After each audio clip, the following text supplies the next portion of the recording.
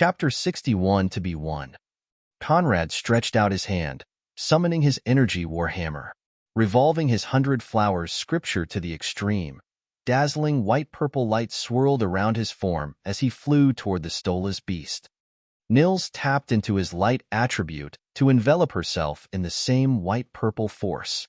Her speed skyrocketed, surpassing all she could accomplish with her wind and lightning attributes.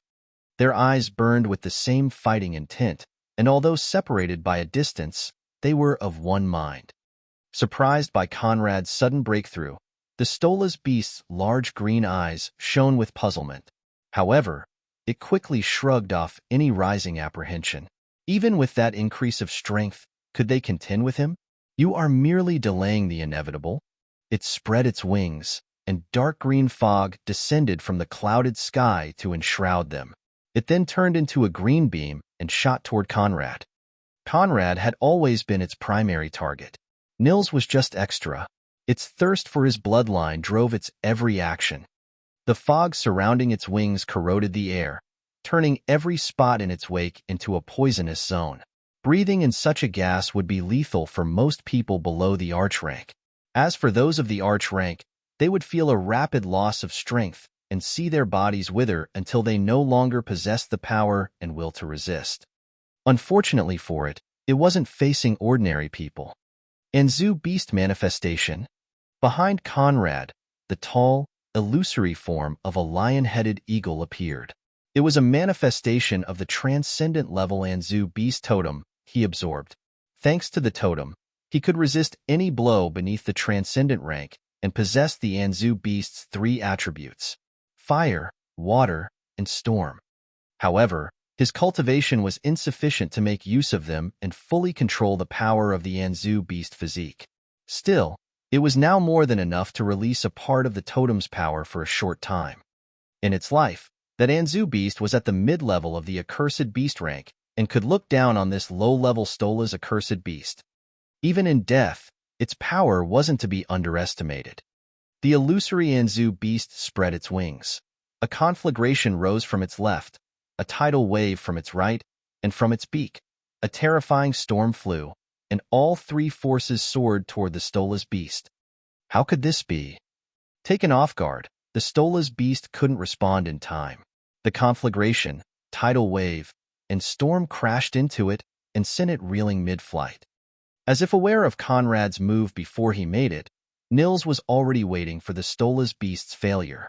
She didn't waste the opportunity and hacked at its neck with her wind and thunder sword. Impudence. The Stola's beast roared and flung its battered wing at Nils' swords. Clang. As if metal composed its feathers, the wing met Nils' swords in a ringing boom and propelled her backward from the impact. But the accursed beast wasn't given any time to breathe. Conrad was already upon it with his hammer brandished and the Enrich beast totem empowering and protecting him. Bang! He brought his hammer down in a crushing blow that forced the Stola's beast back from the impact. Sharing Conrad's light attribute, the duo turned into dozens of afterimages that delivered blows upon blows on the retreating accursed beast. Oppressed, it could only keep going backward. Hateful. Have they been trained as a duo from the womb? How could their coordination reach such a level? It didn't feel like it was fighting one person. Instead, it was getting the feeling that dozens of individuals united in a battle formation were upon it and spotting any weakness within its guard. And unbeknown to it, the Stola's beast was quite close to the truth. Thanks to their spiritual connection, Conrad and Nils weren't just 2 people.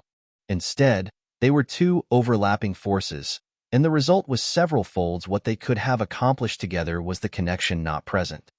Better, Conrad's origin sight allowed him to draw a pattern of the demonic beast's moves, and as the fight went on, every single flaw and habit within its fighting form was becoming evident to the both of them.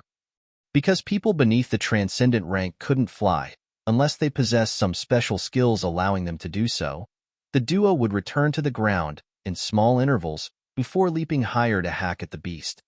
Although that inconvenience allowed it some breathing space, at this rate, it was bound to get slaughtered. I didn't think I would have to go this far for 2 toddlers.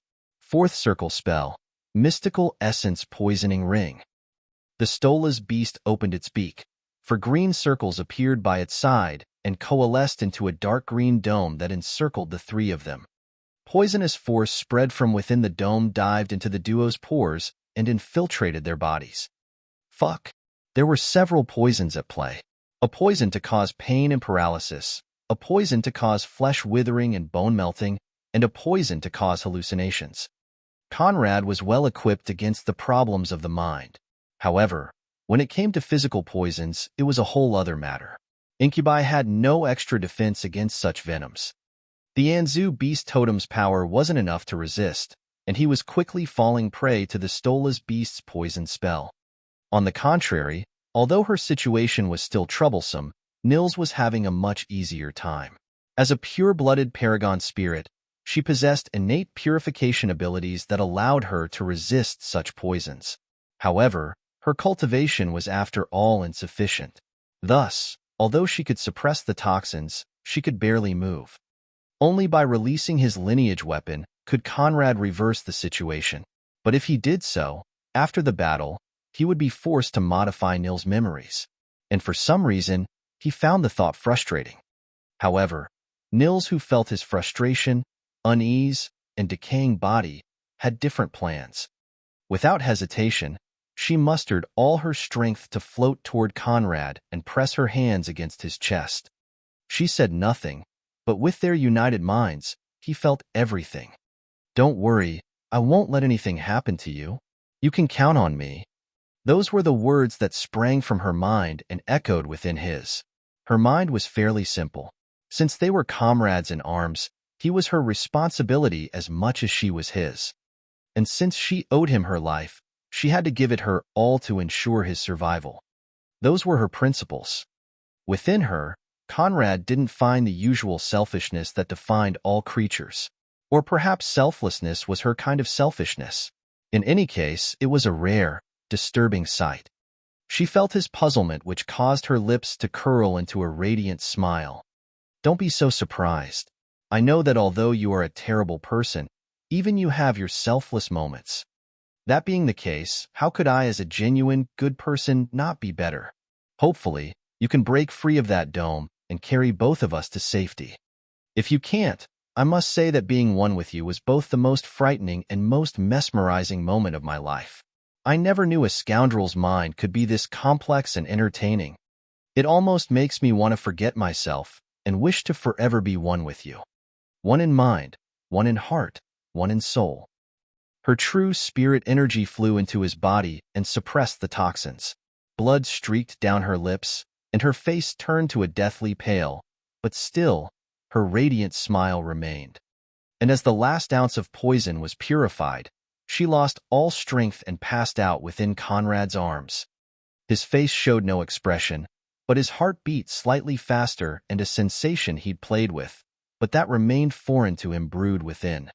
Upon seeing Nils faint, the Stola's beast believed the game won and burst into hearty laughter. "Ha ha ha ha. With that pesky little creature out of the way, your life is mine. Even if our lineages are different, the benefits I will gain from swallowing you will be immense. Past today, my bloodline level will soar, my cultivation speed will skyrocket, and my future shall be limitless. This is fate." Elated by its future prospects, it was losing itself in self-gratification. Conrad didn't spare it a glance, holding Nils' body firmly against his chest.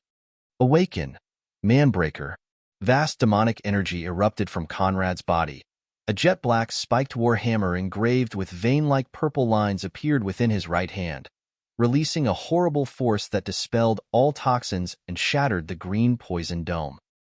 Seeing that weapon, the previously elated Stola's beast was terror-stricken. "A lineage weapon? You are a noble?" Conrad gave it no answer. Tremendous suppression force crashed on the Stola's beast, causing it to tumble and crater in a resounding explosion of dust. Fret of its spell, Conrad softly landed onto the ground with his eyes still focused on the passed-out Nils wrapped by his left arm. The weight of mountains crushed the Stola's beast. Its movements became sluggish, and it struggled to straighten itself on its obnoxiously long legs. The vast demonic energy spreading from Conrad swept all its toxins and turned the area into an infernal land. I didn't know I faced a superior and offended your lordship. My deepest apologies. It stuttered. Still, there was no answer. The heavy silence only heightened its unease. Please, say something. Conrad flung his hammer at its face. Manbreaker smashed its beak, bashed its skull in, and shattered its facial bones. It flew backward and crashed against a distant tree. Conrad gently placed Nils on the ground, and with a grasping motion, Manbreaker returned to his hand. He then turned to face the Stola's beast whose body was sliding onto the ground and said, "It's time to die." Chapter 62, New Pawn. Inwardly, the Stola's beast cursed its 10,000 ancestors, fate, and all the deities of the universe. Most importantly, it also cursed itself. Never in its wildest dreams did it expect Conrad to be a direct descendant of a noble demon house. Had it been aware of that, it would have never dared open the hostilities. Overreach? I overreached myself? It complained with green blood gushing from its half-broken face. Conrad took a leisurely step forward and appeared before it. His hands tightly clenched around Manbreaker while his cold, unfeeling eyes rested on the Stola's beast. It's too late for such words. Don't worry, I will make sure your body doesn't go to waste. Conrad lifted Manbreaker and lowered it in a crushing blow that bashed the Stola's beast's head in, and crushed the life out of its body in a macabre concerto of breaking bones. The Stola's beast's lifeless body limply fell onto the ground. Do you want to start the refining process? The flame mark asked. Let's wait for one moment. We still have someone to deal with. A berserk force approached at breakneck speed. It moved past the trees and appeared by Nils' side. Naturally, it was her brother, the fifth prince, Holger. He had first been alarmed by the flurry of spells that streaked across the sky, spells he recognized as his sister's. Reckoning that she'd gotten entangled in a battle with the accursed beast that caused all to flee toward the lower levels, Holger decided to leave his team behind and rush toward this place. However, when vast demonic energy buffeted his face, he knew the situation dozens of times worse than he expected. Therefore, he used the full might of his cultivation to cover the distance at his fastest speed. By the time he arrived, the Stola's beast had just perished, leaving only Conrad, Nils, and the plethora of demonic energy. Holger's blazing eyes moved between the unconscious Nils and Conrad, whose body seemed to be the source of the demonic energy. His mind reeled, his thoughts went wild, and assumptions ran rampant. "What have you done to my sister?" He bellowed in a frenzied tone upon kneeling by Nils' side to check her pulse and realizing the frailty of her current state. Conrad glanced at him with a sneer. "Regardless of what I did or did not do to her, what can you do?" He had no intention to waste time pleading innocence when his status as a demon clearly meant an inevitable battle. And with Manbreaker in hands, he simply didn't put Holger in his eyes. Holger stood up, his scorching, silver gaze daggering Conrad while he stretched out his arms. True spirit form. Just like Nils before, silver light and gray fog burst from Holger's body while his hairs and skin glittered in a light akin to the moon's. In a heartbeat, his cultivation rose from the 4th step Archknight to the 7th step Archknight and his battle power soared. However, Conrad still didn't take him seriously. Wielding his lineage weapon, even a low-level accursed beast was no match for him. Could he possibly dread Holger? He tapped the ground with Manbreaker, releasing vast, suppressing force that smashed into the unprepared Holger and lowered his cultivation by half a rank. He went from the 7th step Archknight to the 2nd step Archknight, the same level as Conrad. What sorcery is this? Holger blurted in stupor. He wasn't well versed on the topic of demons, as they seemed like a distant enemy that served a greater role in justifying the church's power rather than pose an actual threat. Thus, although he could identify Conrad as a demon, he possessed no understanding of his weapon and its abilities. Suppressed by Manbreaker, he now had to fight against his own body to maintain control and display a minimum of fighting power. The fight had not even started, that it was already lost. Conrad gave him no verbal answer, appeared before him in a flash, and threw a punch straight at his chest. It caved in, and he flew backward with blood gushing from his mouth, staining his lips and golden robe in its red. He then crashed onto the ground. Pooh! Conrad once again appeared by his side and kept him pinned down by pressing the full weight of Manbreaker on his chest. He was entirely at his mercy. I'm confused. What did you hope to accomplish by coming here? On one side, you had an accursed beast, and on the other side, a pure-blooded demon. Regardless of how you look at this, you were rushing toward your death. What was the point? Though he knew himself defeated and unable to reverse the situation, Holger still didn't give in to fright and kept his unyielding eyes locked on Conrad's. Since my beloved sister is in danger, I must, of course, come to her aid. Regardless of the cost, regardless of the result, the first thing to do is naturally to support her. But I suppose one of demonic blood cannot understand that principle. He spat, causing Conrad to burst into laughter. You're right, I can't understand. You speak about brotherly ties with such vigor that I'd almost taken you seriously. However, was Nils replaced by, say, your seventh brother? Would your reaction still be the same? To this, Holger turned his eyes and didn't answer. Yeah, I thought so. Such selective, hypocritical family ties. The imperial family is truly a joke. But it's all right, this all suits me well. Submit to me, and I can spare both your lives. How does that sound? Holger could exchange his life for his princely dignity, but he could never gamble Nils. Therefore, he immediately softened. What do you want me to do? Simple. Accept a contract of perpetual servitude. Pledge to do my bidding for an eternity, and you can both go scot-free. Are you willing? As an imperial prince, the implications of surrendering his life and soul to a demon were clear within Holger's mind. However, his eyes remained firm, and he didn't hesitate. I am willing. As long as you can spare her, I can do whatever you want. Recalling how Nils proudly said her father, eldest brother and fifth brother could burn the country for her sake, and how Holger brazenly charged to rescue his sister, Conrad had no doubt that he could coerce him into submission. A new pawn had been obtained. Unlike Wenzel, the unfavored sixth prince, Holger was greatly valued by his father, the Holy Emperor. Moreover, he was the closest man to his eldest brother, the Crown Prince. He would be an excellent pawn within the imperial family. Conrad summoned the pentagram and glyphs and conducted the contract with Holger's compliance. Like all the others, his talent became Conrad's. His mind became an open book while his life and will now belong to Conrad. Conrad lifted Manbreaker from Holger's chest, making it vanish in a purple haze. In the next part of the competition, you will feign injury and not participate. Understood? Clear unwillingness appeared within Holger's eyes. This competition was his once-in-100 years opportunity to obtain a holy flame baptism, his only hope to reach the holy knight rank in a lifetime. Without it, unless he received great opportunities, he was likely to never go beyond the semi-holy rank. How could he give it up?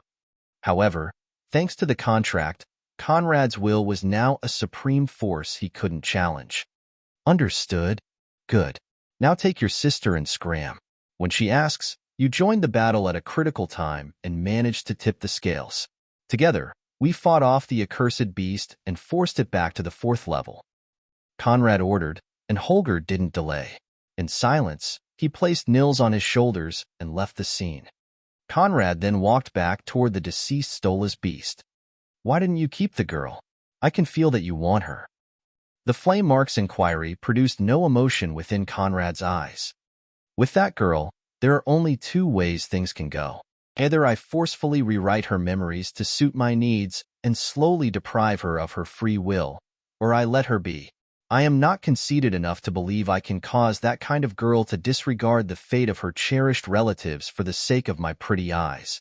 I won't comment on the others, but if her father and eldest brother treat her with the same love her 5th brother does, if the day comes when she must choose between them and I, what do you think she will do?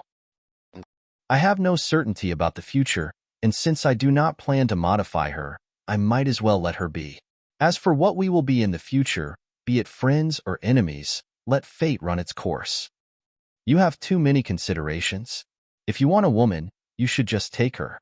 The consequences be damned. With the rising power of your demonic blood, what can you not handle? To each its own. I may be self-serving, greedy, and conceited, but knowingly pulling a woman I like into such a furnace for the sake of temporary pleasure or false emotions is something I'd rather not do. The flame mark had nothing else to say and began instructing Conrad on how to refine the Stola's beast into a new totem.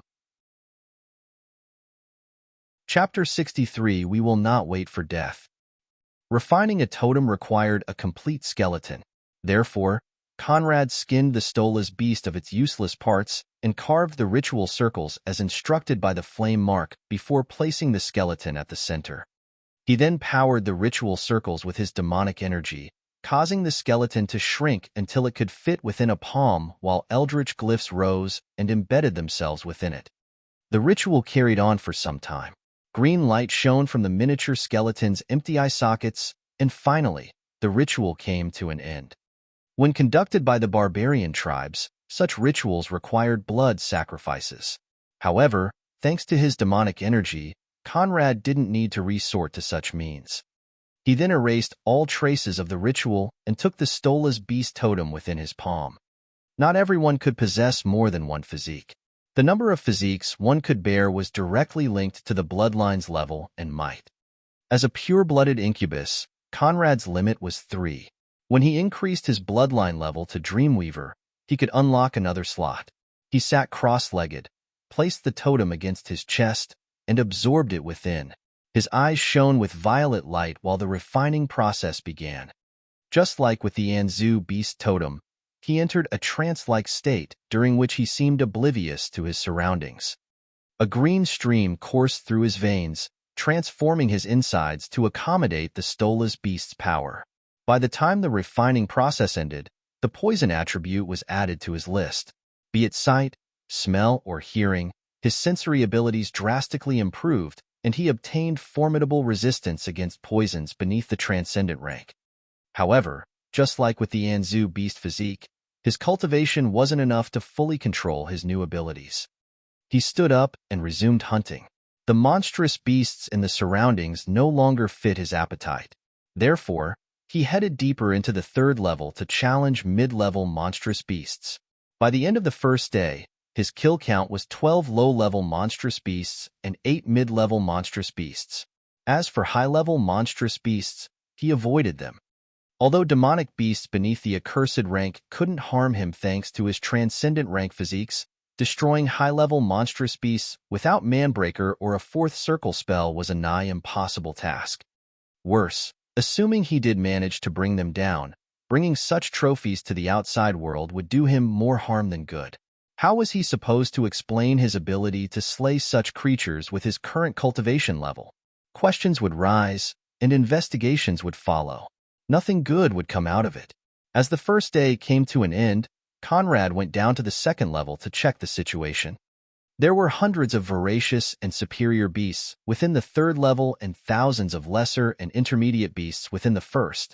Exterminating them all within 3 days using 108 contestants who mostly were at the Grand Knight rank was no mean feat. To speak bluntly, it was impossible. Upon realizing what they were dealing with, those who became aware of the seemingly endless number of demonic beasts quickly sent words to the higher levels. However, their worries were neglected by the stronger teams eager to accumulate points. This all changed when the Stola's beast's appearance within the 3rd level forced everyone to return to the lower levels. They were now all desperately seeking and slaughtering the demonic beasts en masse.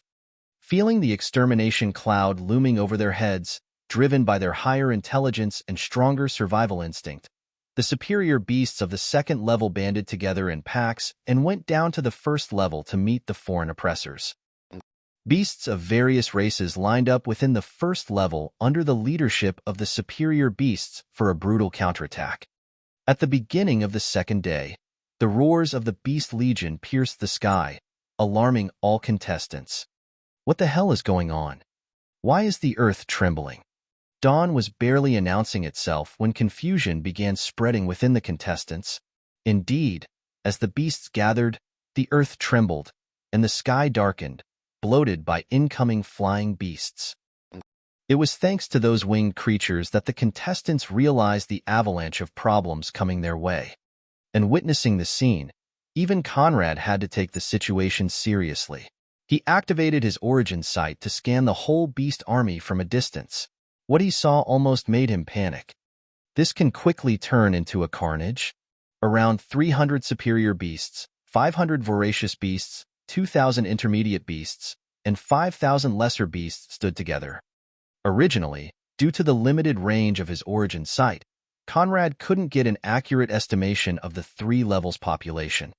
After all, each level stretched across dozens of square miles, and the beasts were scattered with the strongest occupying larger territories.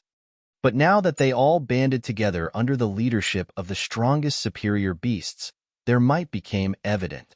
If a battle really broke out, the only people facing extermination were the Holy Flame Empire's nobles. The cloud of almost 1,000 winged beasts alarmed all of them. No matter where they stood, they could clearly witness the scene.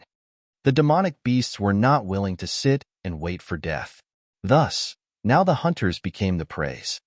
Of the 108 contestants, Conrad excluded, there were 44 archknights, and among those, 20 at the second step or above. Individually, there was no superior beast those archknights couldn't slay. However, even if they all joined force, they couldn't slaughter the 300 leading superior beasts. This is nothing like the previous competitions. The numbers are abnormal. Is the Holy Flame Church trying to get us all killed? Knowing these numbers, why is it that this time they specifically asked us to slaughter all beasts within the first and second level? Even if it were only the first, it would be impossible. Now we've antagonized all the superior beasts of the second level, leading them to gather this army. Palaman despaired. It was impossible for the Holy Flame Church not to know the current composition of the Prism world. It was also impossible for them not to know what would happen. A trap. Like sheep, they'd driven themselves into a deadly trap. But what was the Church's goal? If we can slaughter the leading superior beasts, their army will disperse. The problem is that we're scattered while they're all together. And even if we formed one group, slaying I don't know how many superior beasts within that army is impossible. Holger concluded upon assessing the situation. At that time, a stampede of thousands of demonic beasts marching in one unit began, and the earth shivered. Run! We must flee the forest. That same thought swirled through the minds of all the contestants. A barrier surrounding the forest prevented the demonic beasts from escaping it regardless of their cultivation level. Therefore, as long as they managed to exit, they were out of danger. Most of the contestants only used the competition as an opportunity to temper themselves and challenge their rivals. Not many truly hoped to seize the Holy Flame baptism quota. They were not going to throw away their lives for a simple competition. Alas, even fleeing came at a price. The nearly 1,000-man, strong horde of flying beasts flew to survey the limits of the Prism Forest, and although it was too vast for them to completely cover, they could at least pluck some of the fleeing contestants. The advantage of flight quickly showed itself. Spells from voracious and superior beasts came crashing from above and tore through a dozen of the fleeing contestants. Warg. However, even their screams were muffled by the advance of the army. Even the von Jürgen team readied itself for a getaway. Although they couldn't change the situation, they would have no problem fighting their way out if need be. In any case, Holger had been ordered by Conrad to feign injury for the next round. Therefore, he had no misgivings. It would be best if they all failed. However, he was bound to be disappointed. With your bloodline level, you can use your demonic energy to directly subdue beasts beneath the accursed rank. You can directly brand them with the mark of servitude. Unfortunately, you don't have a reliable space treasure at hand to hide them. Why didn't you say that sooner? That's easily solved. Conrad entered the system and exchanged 150,000 EXP for a low-grade arch-level space treasure whose shape could be changed at will. He also used the opportunity to trade 270,000 EXP and promote his 100-flower scripture to the arch level. His EXP count dropped to 11,953,225. He then sat cross-legged to wait for the chaos to subside. Soon enough, all the contestants fled the forest, leaving only the still vigilant demonic beasts to patrol the surroundings. Satisfied, Conrad stealthily stepped toward the center where the leading superior beasts gathered and emerged from the shadows. As soon as he appeared, their ire fell upon him. But before they could make a move, vast demonic energy erupted from his body alongside demonic glyphs that barreled into them, subverted their minds, and forced them onto their knees. Without a sound, 300 superior beasts lowered their heads and chose submission. Using them, Conrad lured in the thousands of patrolling beasts and subdued them all the same. The scene was a marvel. He then packed all of them into his new space treasure, which he shaped into a mini paper talisman and hid within his sleeve. Afterward, he returned to the third level to carry on recruitment. Since he'd already started, he might as well do it thoroughly. Chapter 64: A Contest of Impudence. Following his cleaning of the first 2 levels, Conrad stepped into the third and hunted down all the remaining monstrous beasts to do the same. There was a total of 87 monstrous beasts left, and they all fell into his hands. With this army, he could probably take down any Viscount level house or below, and make most Count level houses tremble. For such massive gains, he absolutely wouldn't hesitate.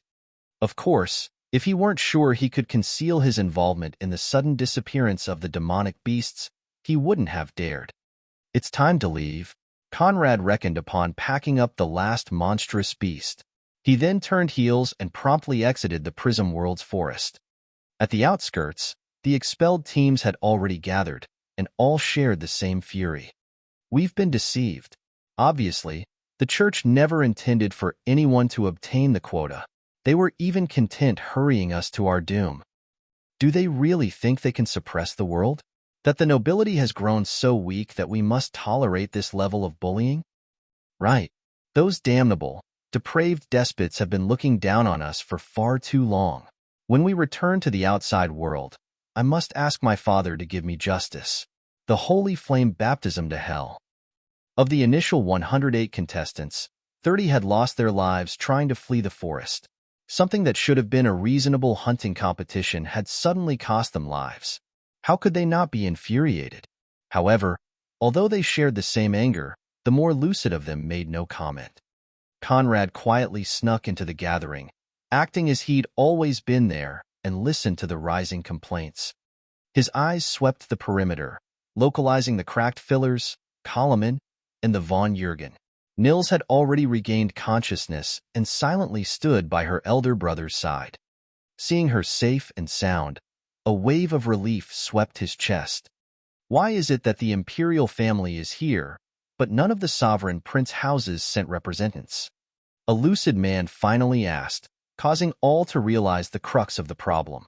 Even if the younger children of the sovereign princes could obtain holy baptisms in different ways, what about their nephews and grandchildren?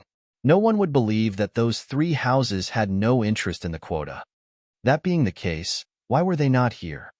Truly, a greedy man will seek his own demise. We blindfolded ourselves. No one dared look at the one who said those words. Earlier, when they saw none of the sovereign prince houses present, they were all secretly elated and didn't care about the reason. After all, less competition meant greater opportunities. Now, however, it was clear that the sovereign prince houses had gotten wind of something and purposely chose to prevent their juniors from rushing toward an uncertain fate for no gains whatsoever. Holger, in particular, burned with fury. Was his father and grandmother not currently in seclusion? How could he let himself get swindled into participating in this masquerade? Better than anyone, he knew the numbers of the previous competitions. There was never more than a few hundred beasts, with at worst less than a dozen monstrous beasts and dozens of superior beasts. But now the numbers had inflated to a clearly murderous level. They were not just trying to deprive them of the quota. They were trying to get people killed. And now all would look at the imperial family as a joke. For they fell for something even the sovereign princes didn't. This was a complete loss of face. Nils' thoughts were more straightforward. Playtime was over, and it was time to go home.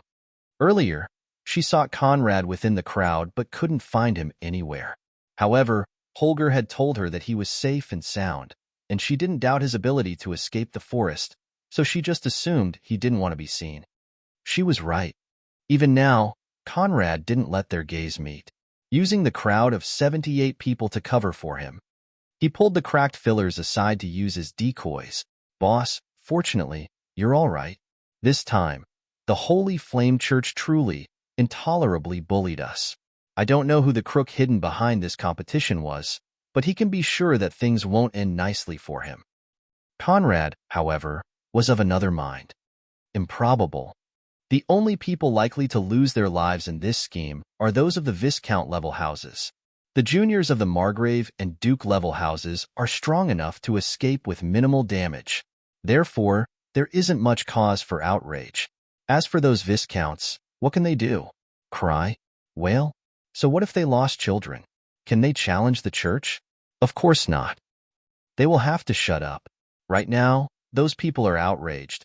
But when the time comes to fire complaints at the church, it would be great if 10 people stood up. The cracked fillers were brought back to earth. Even if the church tormented them, what could they do? Time quickly passed, and by the end of the third day, blue light descended from above to carry the contestants out of the prism world. They returned to the room where the blue prism was located with Bishop Alto and his colleague standing at the prism's left and right to wait for them. As soon as they arrived, Bishop Alto's voice echoed. We will first check what remains of the beasts within the first and second level, and if you passed, we shall make the count to select who goes on to the next step. Many of the weaker houses had initially chosen to swallow their anger. However, when they heard those words, they felt like they were getting purposely harassed. Especially, those who lost relatives from the demonic beast's counterattacks couldn't contain themselves. Load of horseshit. What is there to check? How could we possibly slay so many demonic beasts with our manpower? It is already good that we weren't cleanly slaughtered. You're actually talking about making counts? Are you making fun of us? The one who spoke was a low-level Grand Knight from a Viscount's house. He'd lost his 2 companions and relatives in the escape and barely came out with his life. How could he contain his fury? His words echoed with the hearts of all the nobles, and many were ready to speak up. However, Bishop Alto's voice rose. Dissatisfied? All right. His semi-holy force erupted and pinned the protester onto the ground. I've already told you that within the Holy Flame Church, regardless of background, you had to behave. Failure to do so results in only one thing: death. The low-level Grand Knight didn't even have time to squeal before getting squashed into meat paste under Bishop Alto's semi-holy force. Immediately, all were terrified. They didn't even have the right to complain. Complaining meant death. What was overbearing? This was overbearing. However, not all were willing to swallow their fury. Hee, did you think yourself impressive? Fucking dotard. Absent-minded eyes turned to the source of those words, who turned out to be the 5th prince, Holger. Subconsciously, except for a scant few, all took several steps away from him. Bishop Alto turned a scorching gaze toward Holger, who met his eyes with greater, unconstrained rage. 5th prince, do you think yourself exempt to the rules? Do you think I don't dare kill you? Hearing Bishop Alto's chilling words, Holger burst into laughter. As for the remaining von Jürgen, they all sneered. Kill me? Just you? I stand here. Kill me if you dare. Holger spread his arms as if to welcome Bishop Alto's blow. But the blow never came. Instead, Bishop Alto trembled with veins beating on his temple. Right. You don't dare. Allow me to remind you why. I am the son of the Holy Flame Emperor, Ulrich von Jürgen, the grandson of the Dowager, High Exarch Amalia Kvass, the great-nephew of High Exarch Adalbert von Jürgen. To say nothing of them, even my elder brother, the Crown Prince, can squash you with one finger. Therefore, how dare you kill me? You don't have the galls. You can only spout nonsense and bully the weak while fearing the mighty, like all other second-rate trash. Those words ruthlessly hammered Bishop Alto's dignity. His cheeks burned, his face reddened, and he staggered. However, Holger wasn't satisfied. What thing are you? A low-level bishop. Nothing more. You're more than 1,000 years old, yet, are still at the first step of the semi-holy priest rank. In this lifetime, you can never cross the second sublimation to reach the second step. Exhausted potential, meager status, no background. So what if you're a semi-saint? I can insult you, spit on your face, and you can do nothing. Because for my house, people like you can be killed at will. So kneel. Kneel at my feet and grovel for your worthless life. Do a good job, and I might show leniency. Otherwise, when I report this matter, not only will I have you killed, I will drag your entire family to hell with you. Fucking son of a bitch. How dare you harm imperial princes? All the contestants were astonished. However, what none of them knew was that Holger, the new pawn, was merely following Conrad's directives. Chapter 65 Scapegoat Alto. Conrad wasn't one to let himself get toyed with by greater power. His last life had left a bitter enough taste for him to let that happen again. Therefore, he chose to use the imperial family to vent his frustration. Holger was known as a calm, calculating prince that carefully weighed all actions he took. Therefore, including Nils, none understood his extreme outburst. More than 70 pairs of eyes had now locked upon Bishop Alto, who had subconsciously taken a step backward, trapped between fury and shame. However, no matter how wrong, he could never kneel in front of a junior. Bold. In this country, do you really think anyone can make a bishop of the church kneel? I don't even have to kneel in front of your father. To say nothing of you. What are you going to report? Your failures to complete the competition's requirements? How is that our fault? Clearly, this is the result of your own ineptitude. Bishop Alto roared back, supporting himself with the Holy Flame Church's name. Rotten imbecile. My 45 years of existence easily trump your 1,000. Since reason is not enough, let's talk law. Even if a member of the nobility sins against the church, punishing him is not just up to you. It first requires a trial approved by the imperial court. But not only have you not sought a trial, all can testify that he committed no sin whatsoever. Therefore, your first crime is the arbitrary murder of a nobleman. Secondly, we also have the crime of the clergy stepping in the jurisdiction of the imperial court. Thirdly, you have been shouting in front of all present about how you needed not pay any attention to the emperor. Very well, this is the crime of contempt toward the holy emperor. Fourthly, publicly threatening an imperial prince, a capital crime within the court. Fifthly, publicly threatening a high exarch's direct descendant, a capital crime within your church. 4 of the 5 are enough for direct execution. The second one, when tried, will still result in your death to preserve the relationship between the church and the imperial court. Therefore, you are 5 times condemned to death. I am not sure you have enough heads for what's about to befall you. In this country, no one can save you. Holger had truly gone mad with rage. In other times, he would have contained his anger and first reported to his elder brother. However, this useless, rigged competition had almost cost his beloved little sister's life. Even if Conrad didn't pull strings, with the bishop openly berating them, how could he restrain himself? At first, Bishop Alto was confident in suppressing dissidents with his cultivation level, but only now did he realize that there was no way for intimidation to work, and that the other party wasn't in the same league as he was. If it were just about dealing with a powerful noble, he would have no fear. The problem was that the dowager, Holger's grandmother, and his great-uncle were both high exarchs of the church, 3 ranks above him with dozens of people like him serving them. Right now, like many of the high-ranking members of the church, they were in seclusion. However, if forced out by this matter, his life and his family's would come to a brutal end. The instructions regarding the competition had been given by a saint of the church. Therefore, he couldn't resist. Yet, if push came to shove, that saint would force him to shoulder the blame and leave him no way out. In a bind, he sought help within the eyes of his colleague who'd remained silent from the start, but there was no help to find. The man was more astute, and chose to let him deal with the whole thing right from the beginning. Inwardly, Bishop Alto was full of grievances. It was clear someone had purposely covered the news of the real nature of the event to prevent the von Jürgen from becoming aware of it and still send a team. At first, When he saw their team, he'd sent a message to his superior, but only got one answer. Carry on? Therefore he couldn't exclude them. But as he floundered and racked his brain for solutions, a frustrating noise reached his ears. Clap, clap, clap. A man clapped while walking into the room. Who dares? What is there to see?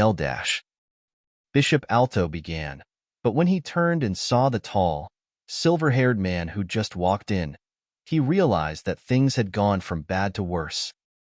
Besides him, his colleague included, all those present bowed and declared in unison, "Greetings, Crown Prince."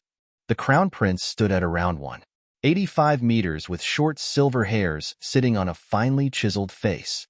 As he stepped in with his perfect gait and radiant smile, the simplest way to describe him was handsome and refined.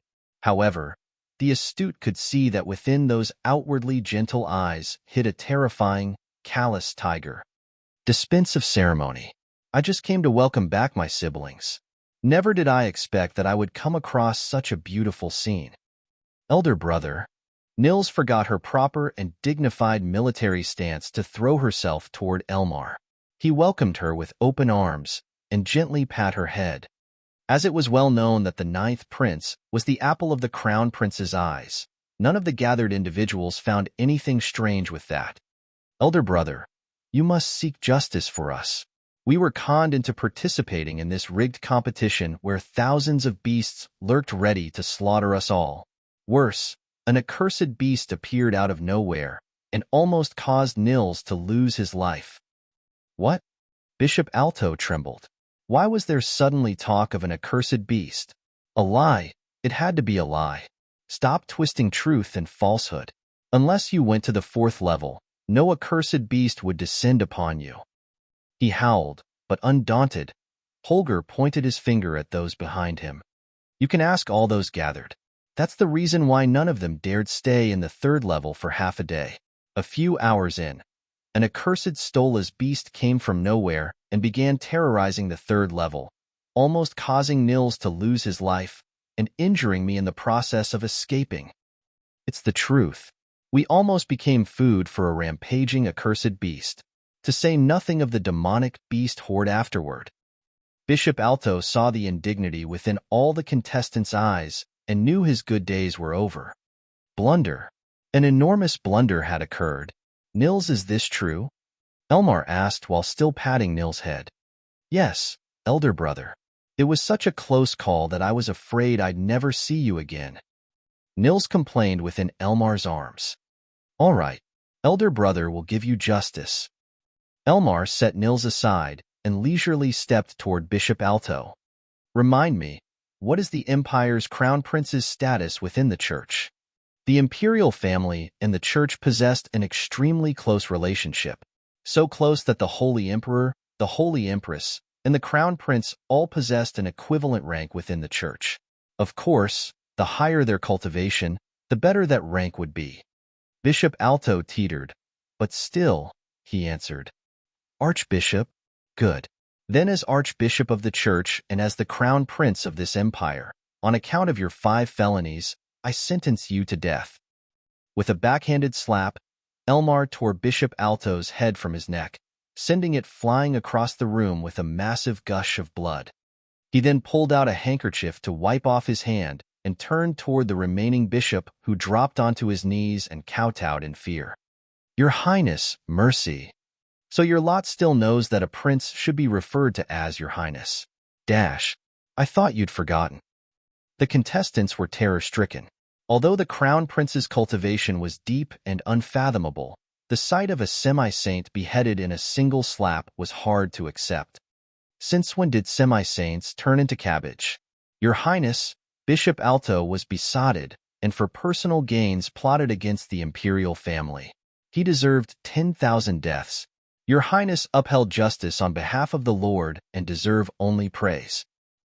That bishop didn't talk a lot, but when he did, his words didn't disappoint. Suddenly, Bishop Alto had become the sole mastermind, and his death solved everything. Was this the script from the start? Is that so?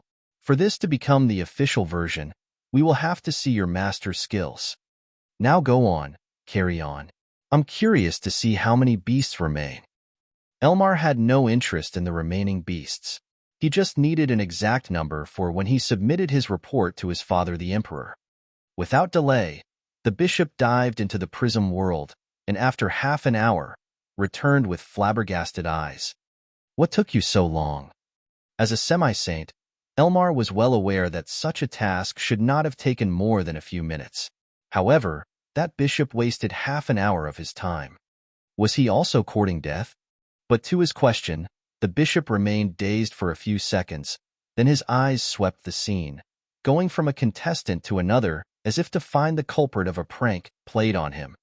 Well, do you need me to repeat myself?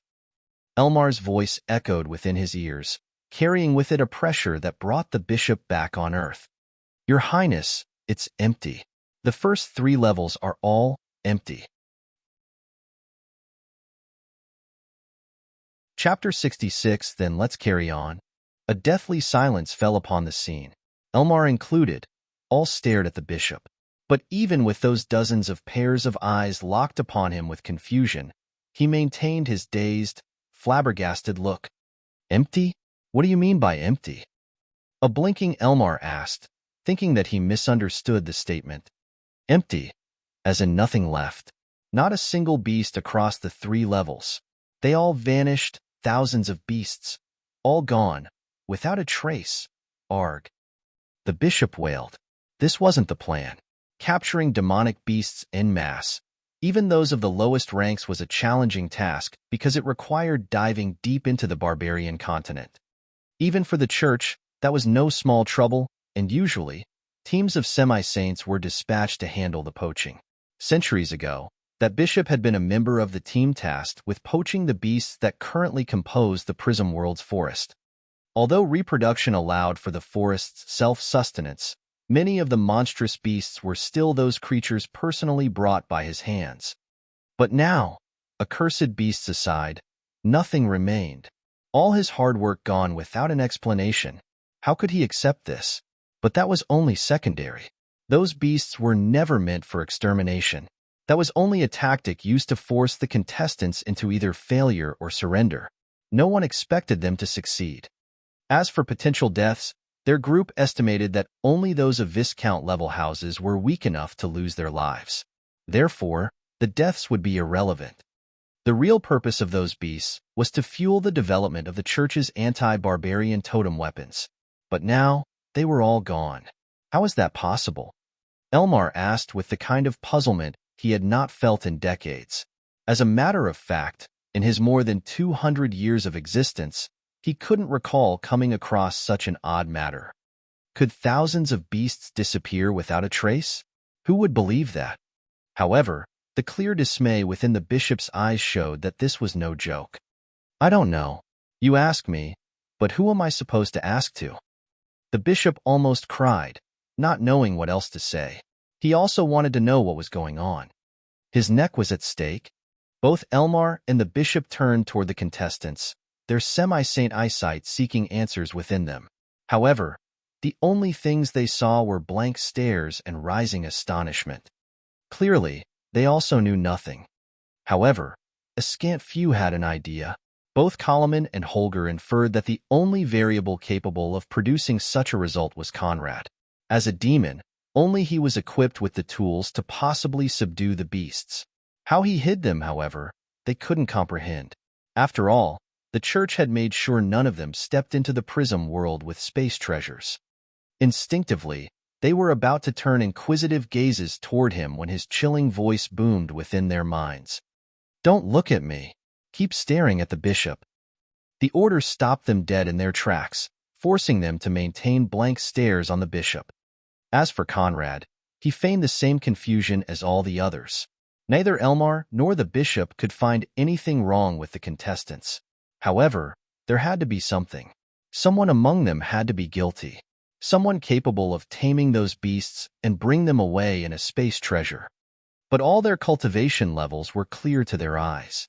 Therefore, unless someone powerful enough to deceive them was present, their guess made no sense. The only possible explanation is that among them, a barbarian saint gifted in camouflage and space control is hiding. However, this makes even less sense. Why would that kind of powerhouse only poach the beasts beneath the accursed rank? He should have emptied it all. The matter is strange, but unless all the people present are captured, not much can be gained from it. What to do? I need to report this matter to His Eminence, ask for punishment, and listen to his instructions. The bishop was about to excuse himself and leave the room when Elmar's voice echoed. Outstanding. Then let's carry on. All trace of the initial stupor had vanished from his face, the only remaining thing being clear satisfaction. The bishop was once again struck by confusion. Obviously, what he should now do was to cancel the competition, keep all the contestants under house arrest, and report to the higher-ups. What did Elmar mean by carry on dash? Your Highness, what do you mean by that? I must submit a report to my superiors and wait for orders. Elmar turned toward the bishop with a calm, but chilling gaze. What do I mean? What do you mean? Obviously, those contestants succeeded in the impossible task given to them, and we should normally carry on to the competition's next part. Those words took the dozens of people by surprise, and they all exchanged odd glances. They'd succeeded? Why were they not aware of that? Hearing Elmar's words, Conrad inwardly gave him 10,000 praises. Outstanding! An outstanding man. The bishop didn't know what was going on anymore. Your Highness, what do you mean by that? There is clearly no way those contestants could H. But before he could finish his words, he stopped, terrified by what he was about to admit. Oh, what? Were you about to say that there was no way for them to succeed? That the church purposely gave them an impossible task and caused the vain death of nobles? Is that what you were about to say? Elmar inquired with a radiant smile that only brought coldness to the bishop's heart. Oh, of course not, but what? Earlier you claimed Bishop Alto was the sole mastermind.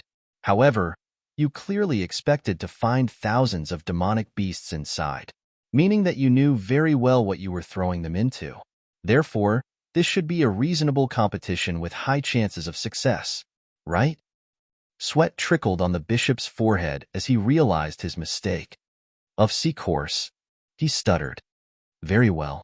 The requirement from what I've been told was for them to clear the first 2 levels. And now the first 2 levels are cleared, aren't they? Yes, they are. That being the case, they completed their task. What do you want to investigate when you should be discussing the competition's next stage? All the contestants awoke and cast elated gazes toward the Crown Prince. His Highness is right. Regardless of the method, we've fulfilled the requirement. Right.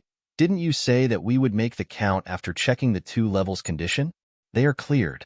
It's time for you to count and select the contenders for the next stage. Right? The bishop wanted to cry but had no tears. If this weren't stopped, he would be forced to carry on with the competition.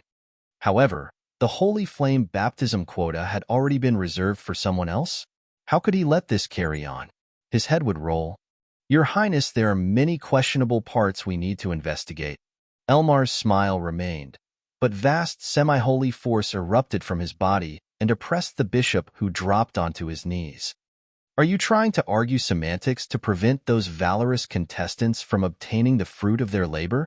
Is it possible that you're trying to rig the competition and prevent any one of them from obtaining the quota? Was that your plan all along? Each word carried with it immense pressure that assaulted the bishop's bones. I wouldn't dare. Good. That being the case, what are you waiting for? The pressure vanished, and the inwardly wailing bishop stood up to collect the granted space treasures and check every contestant's points. Elmar stood by his side to wait for the result. Due to the sudden beast horde, the contest didn't carry on for more than a day. Therefore, the results weren't that outstanding. However, as he examined Conrad's bag, the bishop frowned. 20 monstrous beasts? 12 of the low level, 8 of the mid-level? How could this be? He clearly remembered that before the competition, Conrad's cultivation was of the 6th-step Grand Knight and Priest ranks. However, now, it had shot up to the 2nd-step Archknight and Priest ranks. The only reasonable explanation was that he had been storing his spiritual energy for a massive breakthrough during the competition. In his long existence, the bishop had seen many such occurrences. Therefore, he didn't take it to heart. However, the kill count was a bit too high considering his cultivation level, and with their strength, his 3 other teammates couldn't help him achieve it. This means that he can fight above his level. However, without a high-tier cultivation method, powerful bloodline, and physique, that is impossible. When did House Cracked breed such a talent? The bishop was impressed, but ultimately didn't think much of it.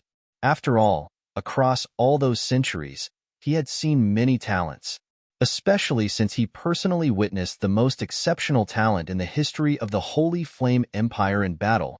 Nothing could surprise him. In front of her, Conrad's deeds were not worth mentioning. Unfortunately, there is no way for him to defeat Holger, alas. If House Cracked won the quota, he was confident in his ability to force them into backing down. However, if the Von Jürgen did, his life was over. But at the very least, he found great delight in announcing the results. Number 30. Number 29. Number 3. Nils Von Jürgen, 900 points. Number 2. Holger Von Jürgen, 1,500 points. Number 1. Anselm Cracked, 4,400 points. The last words didn't sit well within Elmar's ears and caused all to wonder if they'd heard wrong. Chapter 67 Rising Tensions. Conrad had remained buried within the dozens of contestants, causing most to overlook his existence. Especially with the presence of the Crown Prince and his handling of the recent events, his name had vanished from the contestants' minds. However, hearing the 2 words, number 1, paired with the name Anselm Cracked, all began looking for him. Dozens of pairs of eyes locked upon him while those around him took several steps back, unknowingly forming a circle around him. The Crown Prince followed those eyes and spotted the green-haired, cracked youth Conrad was currently disguising himself as. Puzzlement flashed within his silver eyes as he observed Conrad. Why was it that with his semi-holy eyesight, he couldn't understand the nature of a youth's physique? The only thing he could see was the cultivation of the second-step archknight and priest ranks. Even then, he had to pay close attention. Clearly, that youth possessed an ability or artifact that allowed him to evade the scrutiny of even semi-saints, and although his features matched the usual members of House Cracked, Elmar couldn't help but feel something amiss. Their eyes met, and although, at first glance, those eyes seemed awed by his presence, Elmar could feel no fear ingrained within them. Conrad tried his best to give a flawless display, but the 2 centuries Elmar spent dancing with court politics allowed him to spot the imperfections others would not.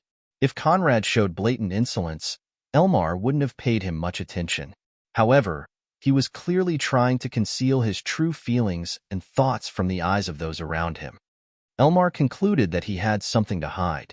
A background check was necessary, but that was only secondary. 17 years old, but already at the second step of the archknight and priest ranks. In raw spiritual talent, he surpasses Nils. Perhaps, he also surpasses me. According to what happened, he got his score in only 1 day. Therefore, it is very likely that he can defeat mid-level monstrous beasts. Meaning that in battle power, without his true spirit form, Holger is at best able to contend with him. With such a descendant, why would Wolfgang let his daughter marry outside? He will most likely have them married before we can bring the imperial edict, if they are not already. Troublesome.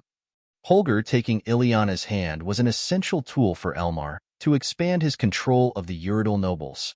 Initially, they planned to present the edict after the competition, but now it seemed they were a step late. As for Conrad, he was slightly annoyed.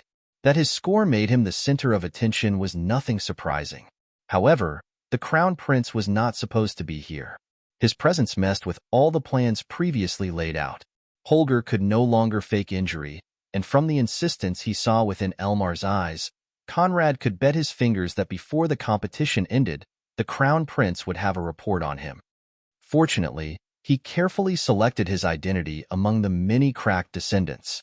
The real Anselm Cracked had always been a loner who focused solely on cultivation and never mingled with nobles of his age. His status within House Cracked was meager, and none paid him much attention. To top it all, he was an orphan. To say nothing of outsiders, Even the members of House Cracked found it difficult to know his current progress and true nature. Besides his birth certificate and lineage, Elmar couldn't find anything. House Cracked wouldn't be the first training talents from the shadows. Best of all, Conrad had made sure Anselm was somewhere safe, away from prying eyes to avoid complications. But as their silent exchange carried on, killing intent aimed at Elmar rose, causing him to shift his attention toward its origin. His eyes fell upon Kalaman, who didn't disguise the hatred within his gaze and the desire to kill. Taken by surprise, Conrad didn't have time to react. Although he knew that there must have been a deeper reason to his new servant's hatred of the von Jürgen, he didn't expect him to so brazenly fire killing intent at the Crown Prince. Was he courting death? I should have taken some time to browse through his memories. However, this is not necessarily a bad thing. Let him draw the Crown Prince's attention. It would be a pity if he died, but he can only blame himself. Conrad didn't intervene, but surprisingly, when Elmar's eyes locked on Kalaman's face, a frown flashed by his face, but he took no further action. The bishop, who awaited an explosion of tension, was disappointed by the lack of reaction. As for the remaining contestants, with Elmar present, they didn't dare comment on the rankings. Joke. A semi-saint of the church just lost his head for offending the imperial family. Did they not cherish their lives? Now that the rankings have been announced, we will lead you to your assigned quarters where you can rest until the beginning of the second round. Those you came with are waiting there. The second round starts in 2 days. Those who didn't qualify didn't feel much disappointment. From the beginning, all had a rough idea of who could make it to the second round. Unlike the first round, the second was a public event during which the nobility gathered to observe the battles of the most promising youths of the various houses and witness the birth of the next holy talent. Regardless of how low their talent initially was, whoever obtained the holy flame baptism possessed great chances to reach the holy rank in a lifetime. In the future, that person was destined to stand at the peak of the holy flame empire. Elmar pulled Holger and Nils toward the quarters assigned to the imperial family and led them into his chosen room. Incomparably vast, the church dedicated entire wings with several rooms to the competing families.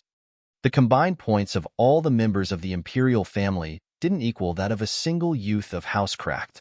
I believe this is the first time I feel the name von Jürgen echoing with shame dash. Care to explain how exactly this happened? Although Elmar kept a level tone, Holger could feel the displeasure hidden within. I have no excuse. Holger bowed, saying nothing further. Nils, who stood by Elmar's side, knew that her fifth brother was about to get punished for her misdeeds, and so took his defense. It's all my fault. You can't blame him.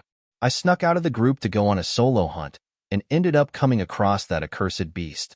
Holger had to drop the hunt to come to my aid, and then leave the third level to make sure I could heal in peace. Was it not for that, our scores would have never been so low. Sorry. A simple sorry is not enough to make up for this loss of face. We are the imperial family. At the very center of our empire, how can we allow lesser houses surpass us? What message are we sending? Decline? Holger, do you understand your mistake? As the team leader, I failed to get my priorities straight and damaged the dignity of the imperial family. Please punish me. Elmar nodded and fell into his seat. Since you know your wrongs, it is your duty to fix them. As long as you trample all contestants and snatch the quota, all is well. By the way, how did you manage to repel an accursed beast? Elmar knew his younger brother's strength better than anyone else. Although in his true spirit form, Holger would rarely find a rival beneath the transcendent rank, escaping from the clutches of an accursed beast was something he could not accomplish. However, before Holger could answer, Nils stepped forward. It was thanks to Anselm. He was fighting that demonic beast by my side and held out long enough for Holger to come to our aid. Elmar felt a strange exuberance within Nils' voice as she mentioned Anselm. If his sharp ears weren't betraying him, she seemed quite fond of him. Yes, it's true. When I arrived, Nils had just lost consciousness from the beast's blow. I teamed up with that cracked boy, and together we managed to escape. Holger repeated the version imprinted in his mind by Conrad. Hearing this, Elmar simply nodded. However, at the same time, he sent a mental message to Holger. The Holy Flame baptism quota is of paramount importance to you. Without it, even if you manage to reach sainthood, you can't do it in less than 2,000 years. We don't have that much time. There must be no mistake. As for that boy, he's likely Wolfgang's chosen son-in-law. After the competition, I will dispose of him to pave the way for you. Nils remained unaware of the brief mental exchange. As for Holger, no trace of surprise appeared within his eyes. Inwardly, though, he was full of complaints. Meanwhile, Conrad, who, from a distance, observed the scene through Holger's mind, curled his lips into a smile. Crown Prince, it is way too early to say who will dispose of who. Chapter 68 Colomon's Ply. Led by priestesses, the contestants headed into their respective quarters.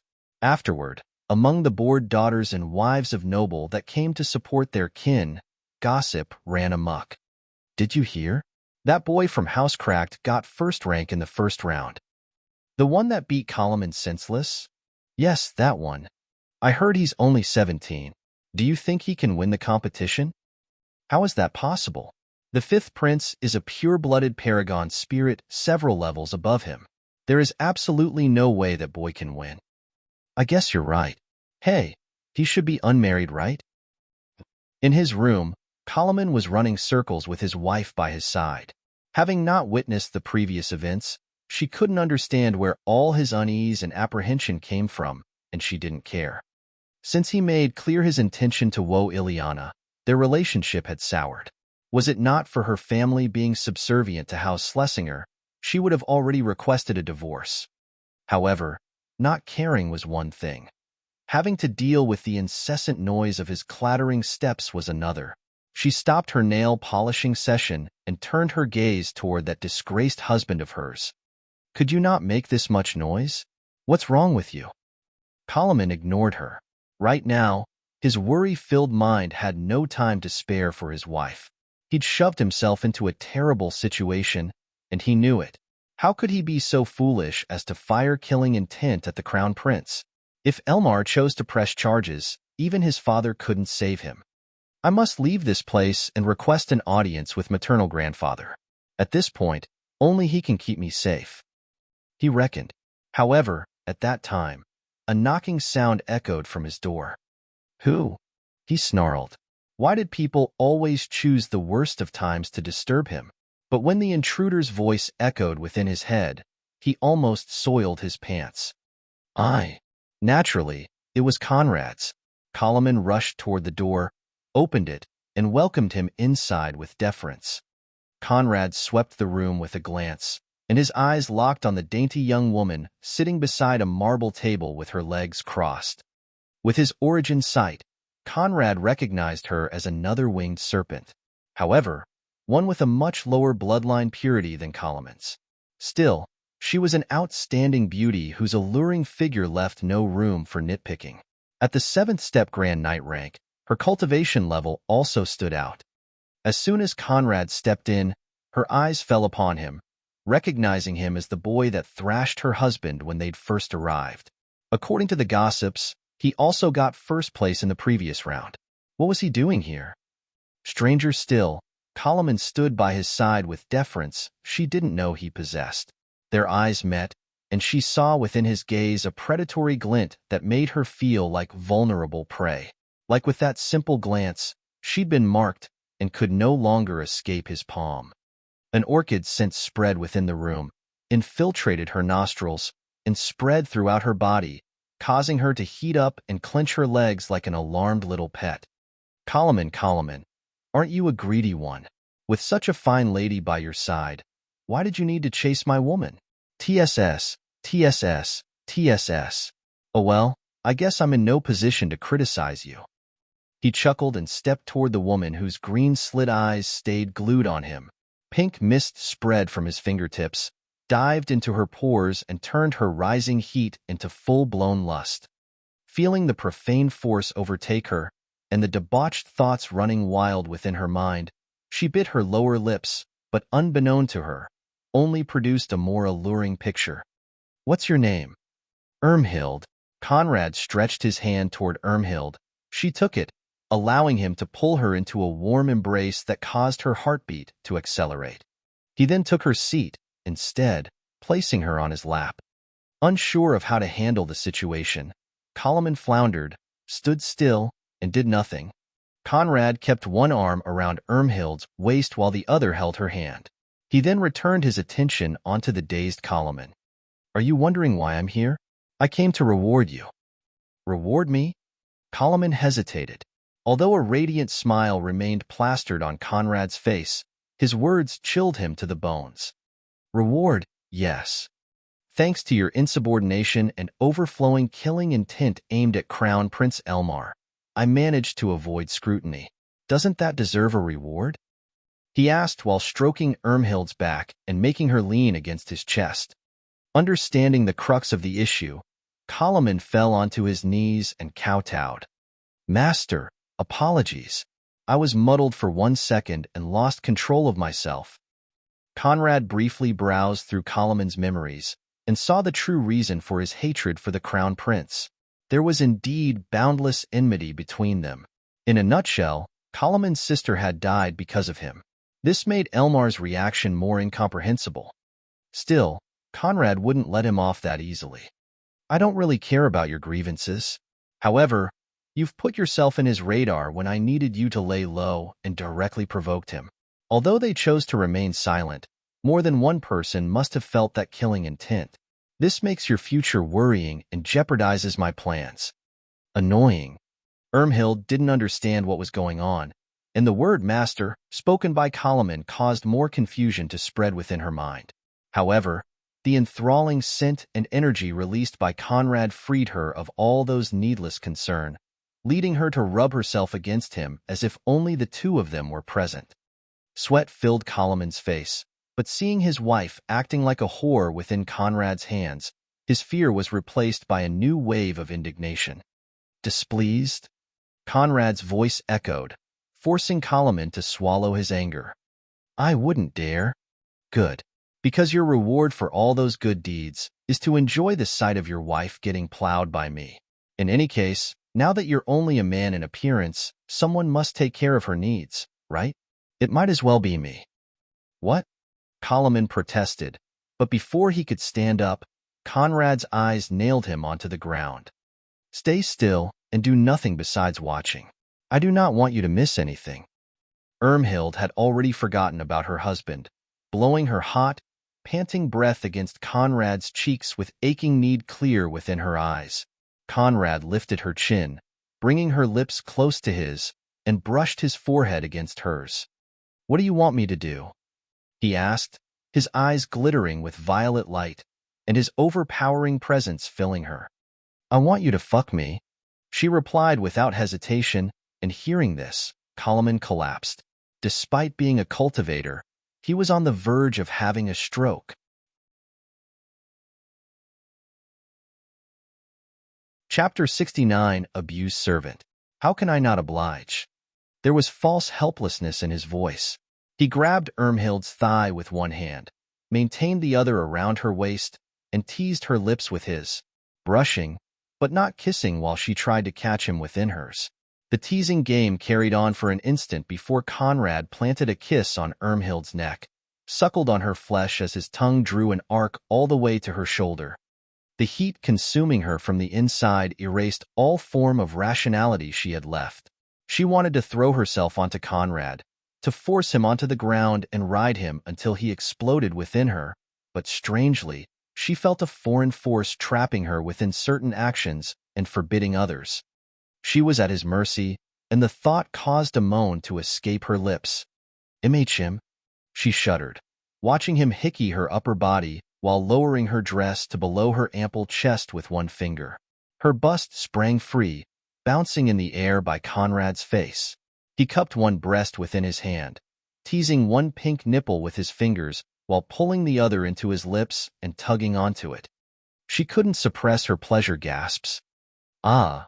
Irmhild wrapped her arms around his neck, burying him within her chest while he sucked and played with her tits, the sensation moistening her inner thighs at breakneck speed. Conrad's hand slid below her dress and snuck between her legs, spreading them apart to rub his fingers on her erect clit. His shaft hardened against her thigh, the fabric unable to suppress its warmth, and knowing that this rising piece of meat would soon hammer her, caused another pleasure wave to course through Irmhild's veins.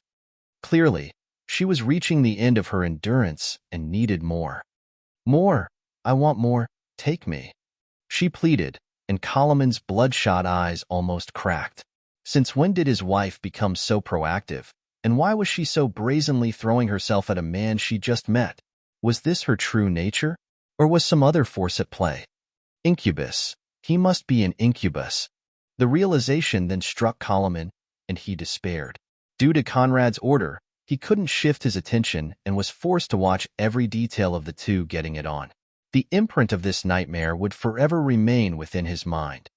If you insist, Conrad replied in an amused tone that showed no consideration for his suffering servant, lifting up Irmhild's dress to reveal her drenched inner thighs, then freed his shaft from his pants. The mixture of holy and demonic force that seemed to burst from it heightened Irmhild's lust and kindled her greed. In a heartbeat, she pulled her undergarments to the side and grabbed that dazzling meat rod within her hands. Her eyes seemed to only have the cock within them. Irmhild gave the rod a few pumps, then pressed it against the entrance of her pussy lips. Don't do it, Colomon pleaded through his teeth while biting his lips to blood. This was too much to bear. Even if he didn't treat her well and wouldn't hesitate to divorce her to obtain a better marriage deal, she was still his wife. She belonged to him. What man could endure the sight of his spouse about to eagerly impale herself on another man's rod? He couldn't. However, his feeble words couldn't reach her. It was as if whatever Conrad did to her had utterly consumed her judgment, leaving no place for anything besides the need to satisfy her hunger. Don't be so dramatic. It's not like I'm stealing your wife. She'll still be Madame Schlesinger tomorrow. I'm just doing my civic duty and providing her with the service she needs. You should be thanking me. A metallic taste filled Colomon's mouth, and he spat blood. Still, he couldn't lose consciousness. The greedy Irmhild didn't have many considerations. She speared herself onto Conrad's large rod, welcoming his warmth into her snatch with one descent. Ah, she gasped, feeling her butt cheeks kissing his full balls, and his wonderful cock settling itself within her. The simple act of taking his cock in electrified her. Her lips formed an O shape, and a small orgasm hit her. The deed was done. Colomon was now officially a cuckold. Of course, the game was far from its end. Irmhild planted her feet firmly on the ground, wrapped her arms around Conrad's neck, and without further ado, began riding him. The sound of her cushy rear slamming against his balls soon filled the room. Driven by her lust, she showed no restraint, impaling herself as hard and fast as she could with no consideration for pain. Fortunately, the goldenrod's abilities kicked into gear, allowing her to enjoy the hardest pounding of her life without an ounce of pain. Conrad's hands held her waist, supporting her while bringing her up and down with greater strength and speed. Her tongue lolled out, and she danced on his cock with reckless abandon, letting it reach places she didn't know could be reached, and hit pleasure spots that had never been triggered beforehand. Ah, yes, ah. Her moaning intensified as her brutal handling of Conrad's dick carried on, and waves upon waves of ecstasy flooded her mind. Soon, the pleasure proved too much for her to handle. The succession of orgasms depleted her strength. Her legs gave out, but fortunately, Conrad's reliable hands were there to keep things going. Holding her by below her thigh, he lifted her from the ground and stepped closer toward Colomon, then resumed hammering her right in his face. Oh, divine lord! Like a constrictor coiling around its prey, Irmhild locked Conrad tighter against her, using every bit of strength she had left to cling onto him and that extreme pleasure he brought her. His cock tensed within her, announcing its release. Conrad groped her butt cheeks firmly within his hands and drove in for one last thrust. Arg!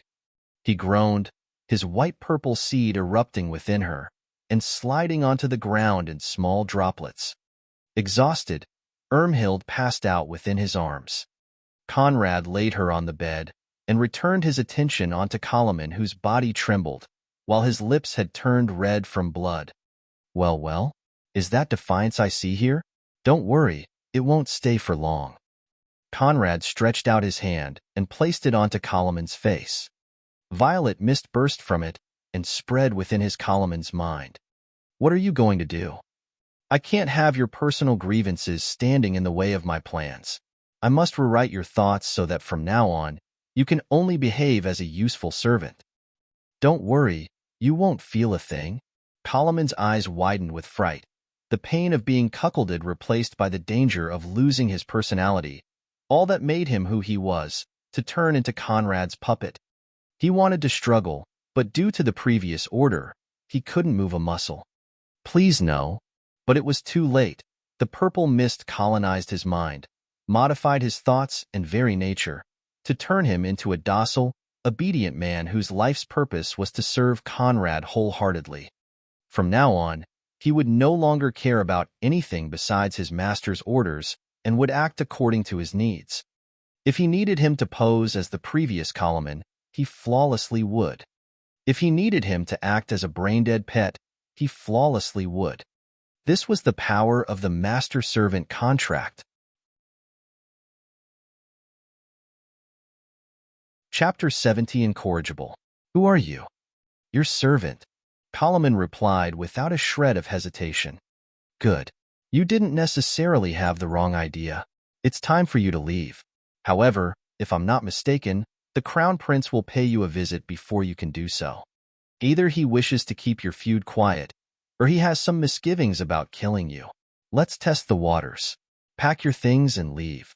When he intercepts you, act like you always did. If he tries to kill you, I will summon you by my side and hide you within my space treasure for a few days. If he doesn't, I will use the opportunity to get a better understanding of that new opponent of mine. After laying down the directives, Conrad left, heading toward his own quarters. The wing reserved for House Cracked was currently full of bluster. The Cracked fillers had returned with news of Conrad seizing victory in the first round, which caused both Ileana and Daphne to beam with joy. However, for more than an hour, Conrad was nowhere to be seen. All the contestants had already returned to their camps. Only he failed to show up. Apparently, once the priestesses came to lead them to their chambers, he silently vanished. At first, they didn't think much of it. However, when the time count was approaching the 2 hours, worry started filling their minds. Where's that bastard? Ileana wondered while fidgeting with her fingers. Meanwhile, Daphne combed her hairs in front of a mirror. Seeing her dedicated hairbrushing, Ileana's nervousness worsened. You've been combing your hairs in front of that mirror for more than an hour. Can't you do nothing else? You're making me nervous. Daphne didn't spare her a glance, carrying on with her hairbrushing. You've been fidgeting with your fingers for more than an hour. Can't you do nothing else? You're making me nervous. She retorted while keeping her eyes glued on her reflection within the mirror. Both shared the same nervousness, they just had different ways of showing it. Ileana wanted to yank those damnable hairs, but restrained herself. Should we go look for him? She asked after a short sigh. Where would we go? It's not like he's lost, right? He's probably diddling a priestess or two. Daphne replied to reassure herself. Not a priestess, actually. Just another man's wife. A brash voice echoed within their minds. Instantly, they turned to seek its source, only to see light particles bypass the walls and dive into the room. In a twister, those light particles reformed in Conrad's shape. He stood at the center of the chamber, with an impetuous smile plastered on his face. Daddy. The first to react, Daphne cast her comb aside and threw herself into Conrad's arms. He welcomed her, with open arms. Aren't you overreacting a little bit? It has not been that long. Did you really miss me that much? Of course, every day not spent by your side makes me feel trapped in a bitter sea. She flattered. Meanwhile, Ileana, who never lost her priorities, crossed her arms beneath her chest and daggered Conrad with her eyes. Others rushed back to their quarters as soon as they got the opportunity. But you were actually diddling someone? Couldn't you even wait after seeing us? How can you be so heartless? She complained. So, I take it you also missed me? Don't worry, she doesn't mean anything. You. Ileana indexed Conrad's forehead with her trembling finger, suppressing the urge to castrate him. If you don't change your ways, I swear I will make you a cuckold. Fearless, Conrad patted Daphne's head while she rubbed her face against his chest. Now that I know you have the thought, the problem is easily solved. I will just take you days and nights to make sure you don't have the strength to go look elsewhere. Come, let's start your new regimen. Ileana, who knew the might of her beloved demon, was terror-stricken. Wait, I was just talking nonsense, she blurted and tried to run toward the door. Unfortunately for her, she couldn't surpass Conrad in speed. He grabbed her waist with his left hand and pulled her onto his left shoulder while keeping the docile Daphne within his right. Licentious bastard, let go of me. As a licentious bastard, I absolutely cannot let go of you. To bed, we go. Help. But it was to no avail. Her clothes were dispatched, and Conrad made right on his promise to leave her no strength to look elsewhere. Actually, by the time he was done with them, neither Ileana nor Daphne had the ability to stand. News of the first round's end spread throughout the nobility circles, with the appearance of the cracked underdog none had expected beforehand. However, not a soul believed the cracked youth capable of defeating Holger and coming out on top. The quota already belonged to him. Still, as per custom, many noblemen and women began making their way toward the church in anticipation for the second round. Busy with the tasks Conrad had entrusted to him, Wolfgang wasn't joining the fun. Instead, Zamira and Wolf replaced him, attending the competition in his stead. The first day was coming to an end, and as per Conrad's orders, Kalaman prepared to flee back to his house. He left behind Irmhild and the supporting members that didn't participate in the first round and made his getaway. However, by the time he stepped out of the church's range, a towering, silver-haired figure appeared in front of him. Naturally, it was Elmar.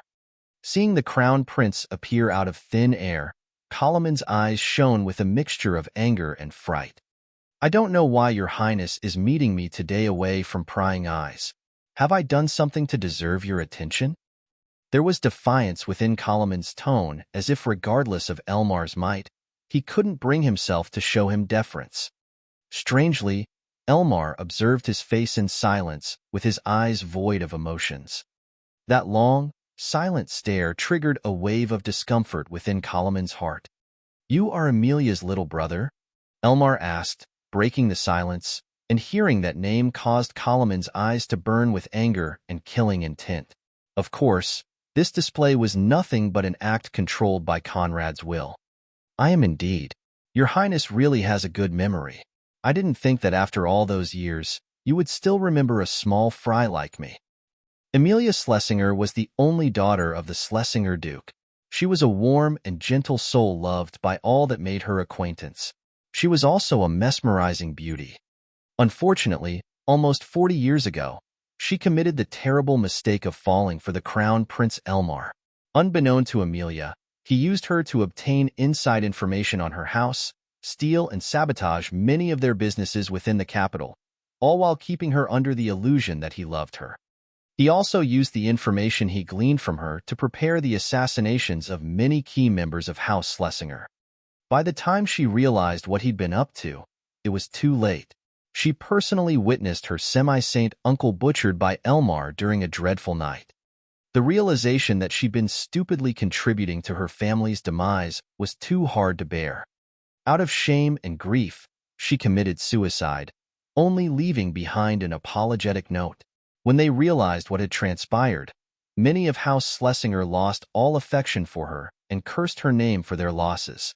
Her own father didn't mourn her, blaming everything on her stupidity. At the time, Kalaman was 8. Yet, the events remained firmly ingrained within his mind and fueled his hatred of the imperial family. Chapter 71. Which one will you choose? Winged serpents and paragon spirits had been at odds for more than 100,000 years.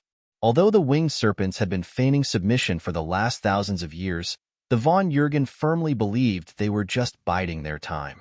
Therefore, they would suppress them at any given opportunity. Elmar's position as crown prince wasn't always as secure as it was now. He was the first of 8 sons, the strongest and most outstanding in cultivation talent. However, he wasn't always the craftiest. The best at scheming, his second brother used to cause him a lot of trouble and almost led their father into deposing him. Back then, he'd genuinely fallen for Amelia. However, when the second prince got wind of it, he stealthily informed their father, the Holy Emperor. He flew into rage and left Elmar with only 2 choices, either using the situation to his advantage to deal severe blows to the winged serpents or abandon his title of crown prince. Elmar chose the crown prince title. "You are a fool. I could legitimately kill you, and none would blame me for it. However, for the sake of your sister, I will spare your life this once. In return, you must never leave the confines of House Schlesinger in a lifetime. If you do, your life ends." Elmar then vanished as silently as he'd appeared. A sentimental crown prince? Unexpected. However, I can use that to my advantage.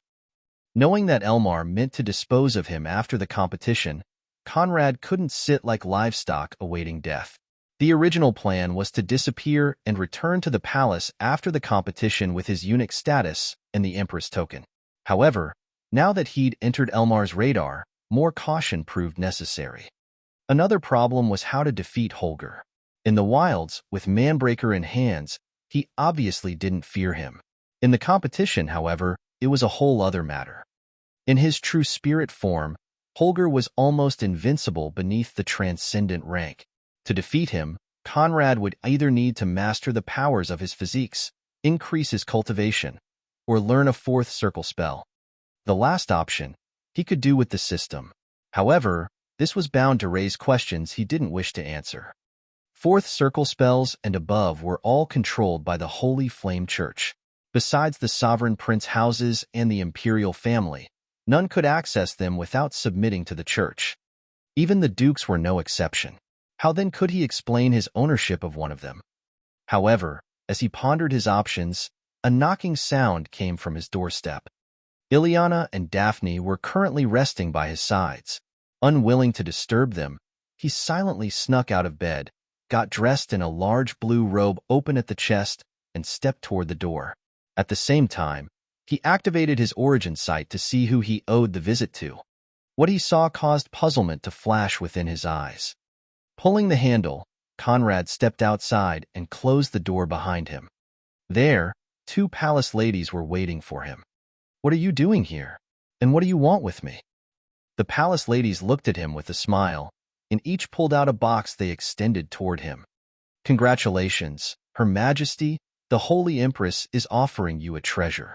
With it, victory is yours."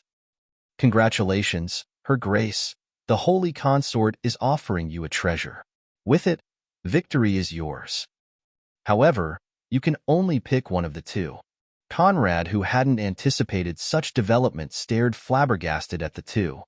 "Come again?" Meanwhile, within the Imperial Palace, Verena and Else were meeting for their weekly chess match. "Which one do you think he will pick?" Verena asked while moving her chess piece. "Yours is too eye-catching. There is also no certainty he can use it. He should pick mine or none at all." "I tend to think yours is the most eye-catching." Regaining his wits, Conrad lowered his gaze to the 2 boxes presented to him and opened their lids. Within the Holy Consort's box, he saw a golden pill rippling with terrifying force, while within the Holy Empress box was an ordinary-looking dark blue scroll. Using his origin sight, he analyzed the nature of the 2 items. Saint Origin Pill, low-grade 4th circle spell, lesser storm elemental. 2 bombs had just landed into his hands. A rare item, Saint Origin Pills contain the essence of deceased saints and were naturally condensed upon their death. Swallowing it, he could bring his physiques to higher levels even without the help of the system. It would also be of great use when he reached the transcendent rank and needed to unlock his meridians. Better, it also granted him a chance to unlock a special physique linked to the deceased saint's constitution. However, for a few days after swallowing it, Holy essence would swirl around him like a beacon. As for the fourth circle spell, due to its storm element, even among low-grade fourth circle spells, it was extremely powerful and could contend with most mid-grade fourth circle spells. The problem was that in the Holy Flame Empire, only two houses had access to that spell: House von Jürgen and House Kvass. Outsiders were never allowed a glance. The implications made it arguably worse than the Saint Origin pill. How were these gifts? Obviously, they'd sent time-ticking bombs to his doorsteps. You can thank Her Majesty and Her Grace on my behalf. However, those gifts are too heavy, and I dare not accept them. He then turned heels and was about to leave when Elsa's representant's voice echoed. Her Grace wanted me to tell you that there will be at least one saint present during the next round. Your disguise cannot fool him. However, the protection of the holy essence left by the Saint Origin pill can help you pass that hurdle. Conrad hesitated. With his current bloodline level, he could indeed not deceive saints. Only by reaching the next stage could he fool them. That Saint Origin pill clearly was the most sensible choice. However, his debts toward the holy consorts were piling up, and soon, he wouldn't be able to pay his due. More importantly, her motives and the nature of her relationship with the previous Conrad remained unknown. At this point, getting too close to her was unwise. Tell Her Grace that her concern is appreciated but unnecessary. If I cannot win depending on my own strength, then I can only blame my uselessness, he declared, walked back into his chambers, and shut the door into their face. Knowing that they'd failed their mission, the maid sighed, turned heels, and left. Thankfully, they would both return without success. As soon as he locked the door, Conrad stepped into his new space treasure where he'd been hiding the demonic beasts. The system's voice then echoed within his head. Are you going to do it now? Yes. I wanted to wait and make further plans first, but I suppose there is no other way for me to win and evade scrutiny. Exchange 2,500,000 EXP to promote me from pure-blooded incubus to dreamweaver. As you wish. Chapter 72 Distance. The third level of the Incubus Bloodline list, the Dreamweaver stage, unlocked many wondrous abilities. Most importantly, in terms of bloodline level, it was already the limit of what one could see in a mortal world. Outside of places like the main seats of the Celestial Church and the Infernal Cult, there was probably no knowledge of it. At this stage, the incubus became a true master of the ethereal, capable of sending his mind into others through astral projection and rewriting all their innate wishes or desires. He could also transform dreams into reality and summon nightmares to shred his foes. There were many other abilities. Among other things, his speed and strength would skyrocket while his flexibility reached inhuman levels. In the infernal realm, Dreamweavers were born at the semi-holy rank, and all belonged to the nobility. This alone was proof of their might. Within the space treasure, Conrad sat in the middle of an empty grassland with his original appearance, waiting for the system to complete the exchange. The system traded the 2,500,000 EXP for the bloodline upgrade, and Conrad's EXP count dropped to 9,453,225. Then the transformation began. His white skin turned into a pale gray, while long claws sprang from his fingers and toes. His eyes turned into a full violet, leaving no space for white, and his short black hairs extended to fall all the way down to his waist. Violent demonic energy swirled around his body, larger goat horns emerged from his forehead, and from his back grew a pair of gray flesh wings large enough to enshroud his form.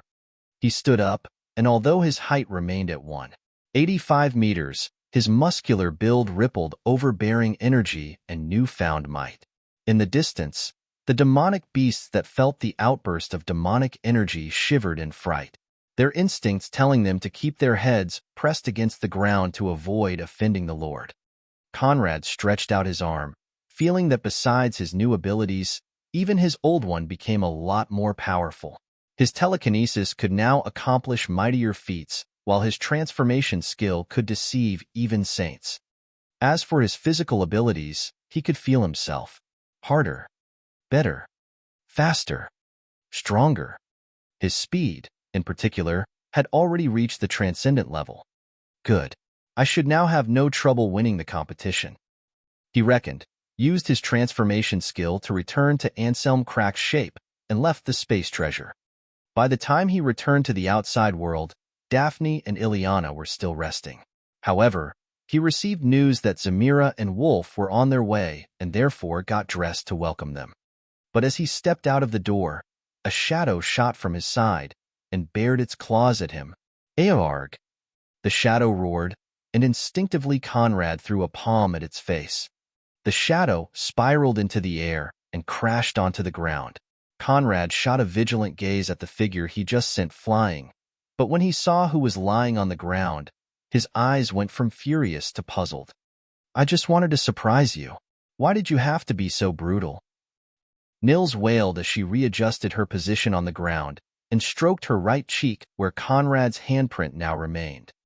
Conrad blinked for a few seconds, not knowing what to do. Vigilance is key to survival. You can only blame yourself for being so silly. He replied after a moment of silence. Nils couldn't help but agree.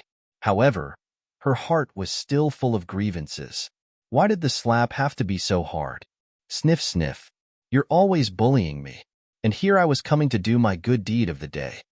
Not interested. Conrad dryly cut. You don't even know what it is. Not interested. Nils was struck speechless. What did she do to offend him? You're not even going to help me up? You have functional feet and legs. Use them. Without further ado, Conrad left. Nils could no longer pay any attention to the pain of her right cheek and leaped back on her feet. Anselm cracked, stop right there. But Conrad ignored her and carried on with his way, so she crossed the distance between them and seized his arm. You've been avoiding me since that time in the forest. What did I do to you? Considering her unique position in the imperial family, it wasn't easy for Nils to make a friend. In fact, she didn't have any. To say that she was content spending her days alone with her sword would be a lie. She'd finally managed to make a meaningful friend. Why was he suddenly trying to put distance between them? She couldn't understand. It was fine if there was a reason, but to be snubbed out of the blue after a life and death event that should have brought them closer. What nonsense was this? Conrad stopped, his eyes brimming with frustration. Inwardly, he was currently struggling with two thoughts. One telling him to use Nils to deal with the Crown Prince's next attack. Another telling him to leave her out of it and carry on with their respective lives. Both thoughts clashed within his mind, failing to obtain victory on one another. He yanked his arm free of her grasp and turned to face her with cold, piercing eyes. Who says I'm avoiding you? There needs to be something between us before I need to do so. But there is nothing. We're just acquaintances, people who met by chance and whose futures bear no connection whatsoever. I helped you, you helped me, and now we're through. So stop acting as if I was your bosom friend because I am not. Conrad's callous words took Nils by surprise, causing a stinging feeling to grow within her chest. Did she hear things well, or did his words get distorted within her mind? Conrad's eyes held no compassion. He turned heels and was about to leave when once again, her voice stopped him. You're lying. I know you must be. I've been in your mind and you in mine. With the link we shared, you cannot deceive me. I certainly mean more to you than the nothing you're trying to say. Conrad chuckled. Nonsensical. Who is to say that what you saw wasn't just what I allowed you to see? I initiated the link and controlled it throughout. All that happened was within my grasp. But since you seem so desperate for a reason, let me give you one. Ileana is my woman and betrothed, but you're surnamed von Jürgen. Is that enough? With those words, he left. Nils stood behind, staring dazed at his departing form with a wave of phantasmal blows assaulting her chest. Tears filled and blurred her eyes, but she remained there, like a statue. Perhaps I was just being foolish. Guiding the young ones is truly a daunting task. Why did you do that? That girl was the perfect shield to deflect the Crown Prince's blows. You've wasted a golden opportunity. I don't need her for that. Conrad replied to the flame mark's indignation. Ha ha ha, the more you try to push her away, the more convinced I am that you will soon take her. Oh, why is that? You never wondered, why does a princess need to pose as a prince? The answer is quite simple. Afterward, Conrad welcomed Zamira and Wolf at the church's entrance and brought them to the cracked wing to select their lodgings. Of course, Zamira first headed toward Ileana and Daphne to inquire on their stay. The rest of the day was uneventful. Conrad isolated himself and sat cross-legged to cultivate, deepen his mastery of the 100 Flowers scripture, and further analyze his new abilities. The second day passed by in a flash, and it was now time for the second round to begin.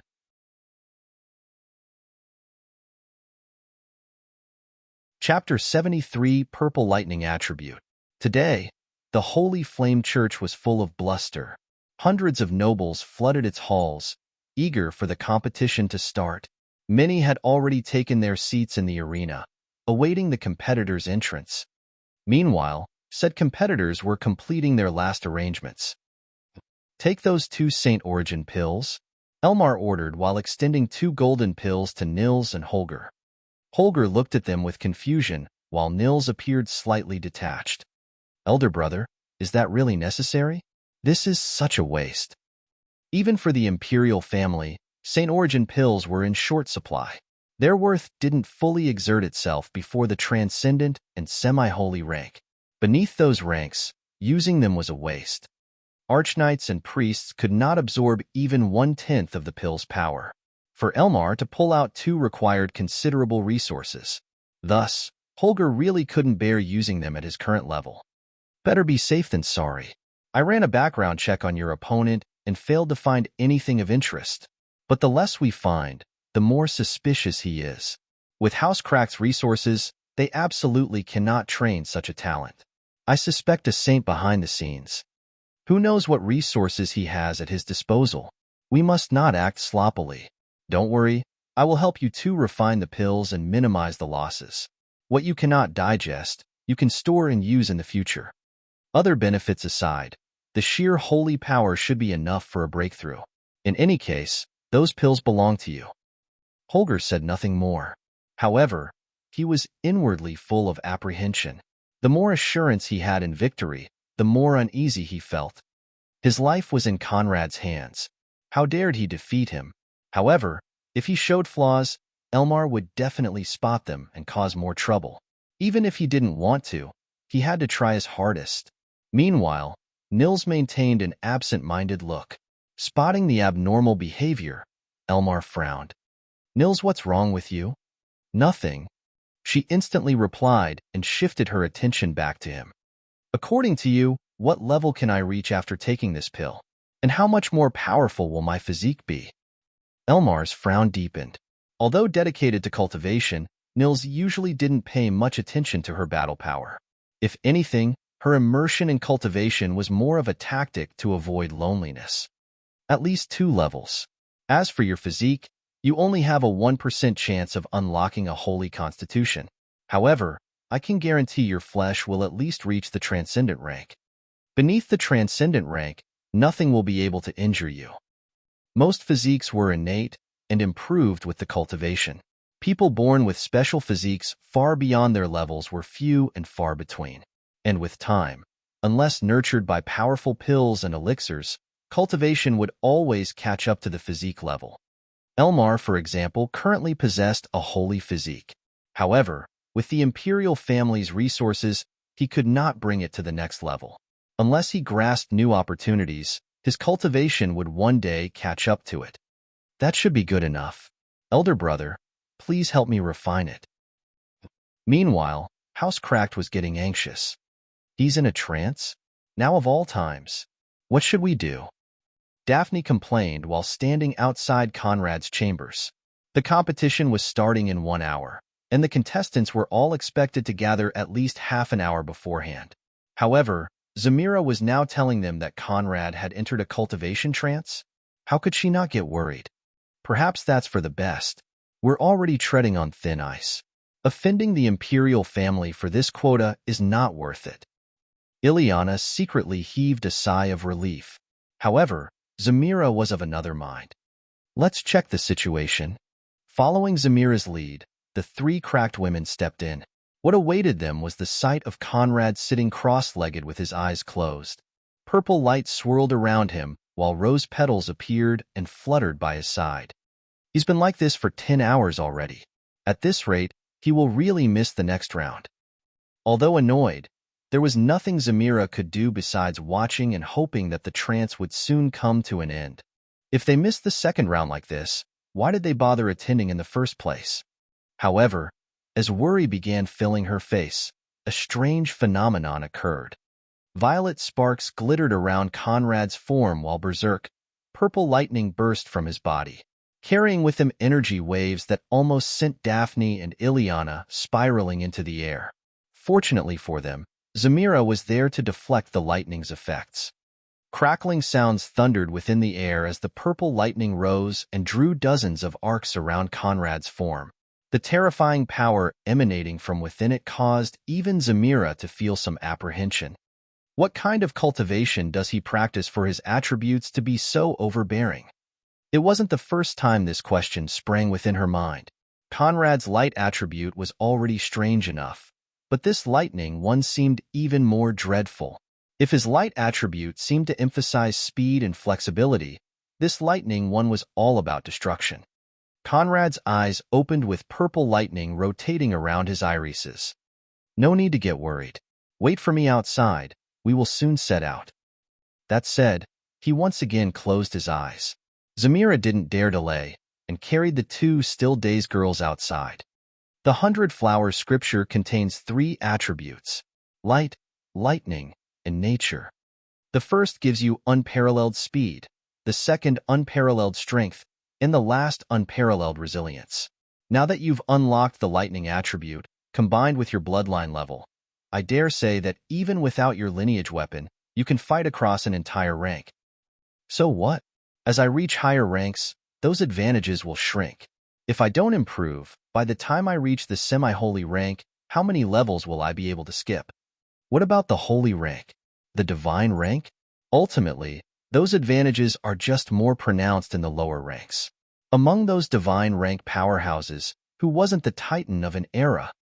Conrad replied, not letting the flame mark inflate his head. That may be true, but in this world, how many divine children are they? As long as you don't slack off, your future is not comparable to theirs. Even the meridians you will unlock in the transcendent rank are not what they can aspire to. Conrad said nothing more and dispelled the phenomenon surrounding him. His mind then drifted to several locations. Freya, how did your task go? I've managed to deplete a third of House Shunair's wealth, a total of 65 million purple crystals, and shift it to bank accounts solely on my name. Whenever Master wishes, I can put them under your name. Right now, I'm hiding within the inner court, in the Holy Consort's palace. Well done, you will soon have your reward. Wolfgang, how are you handling your task?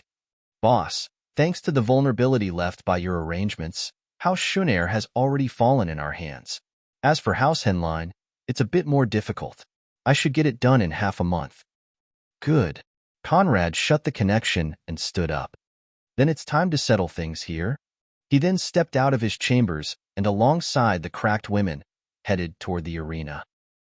The bishop handling the competition was currently kneeling in front of a middle-aged man dressed in a long white cassock bearing the church's emblem. Your Eminence, how should we proceed? That man was an exarch of the church and therefore a saint. He was also the mastermind behind the first round's events. Man proposes, heaven disposes.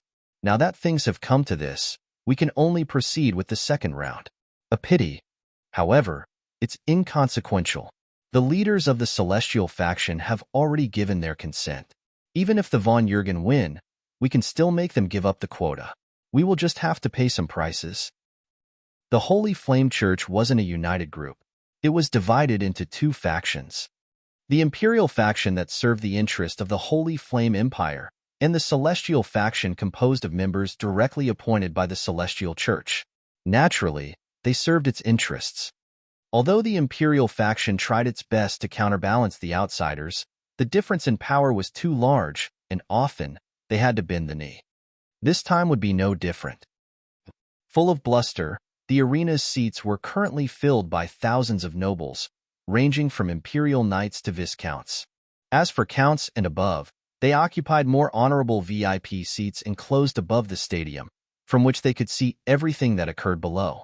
The 12 dukes each possessed their own luxury booths. However, they chose to gather in a single one to observe the competition together.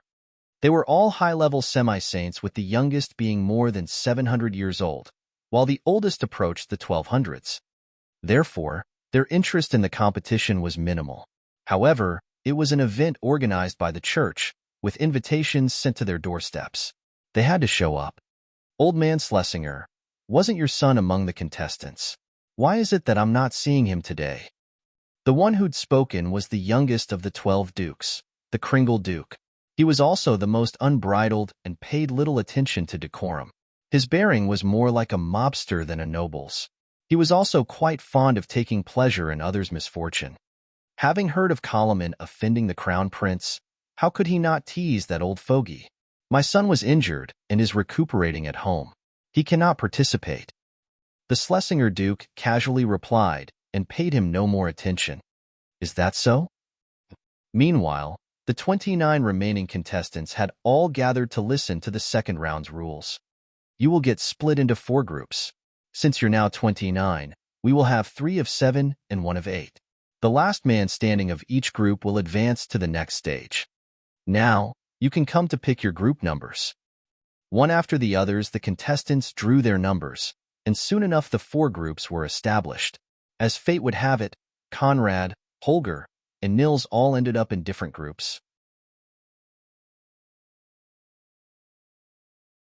Chapter 74 Battle Royal.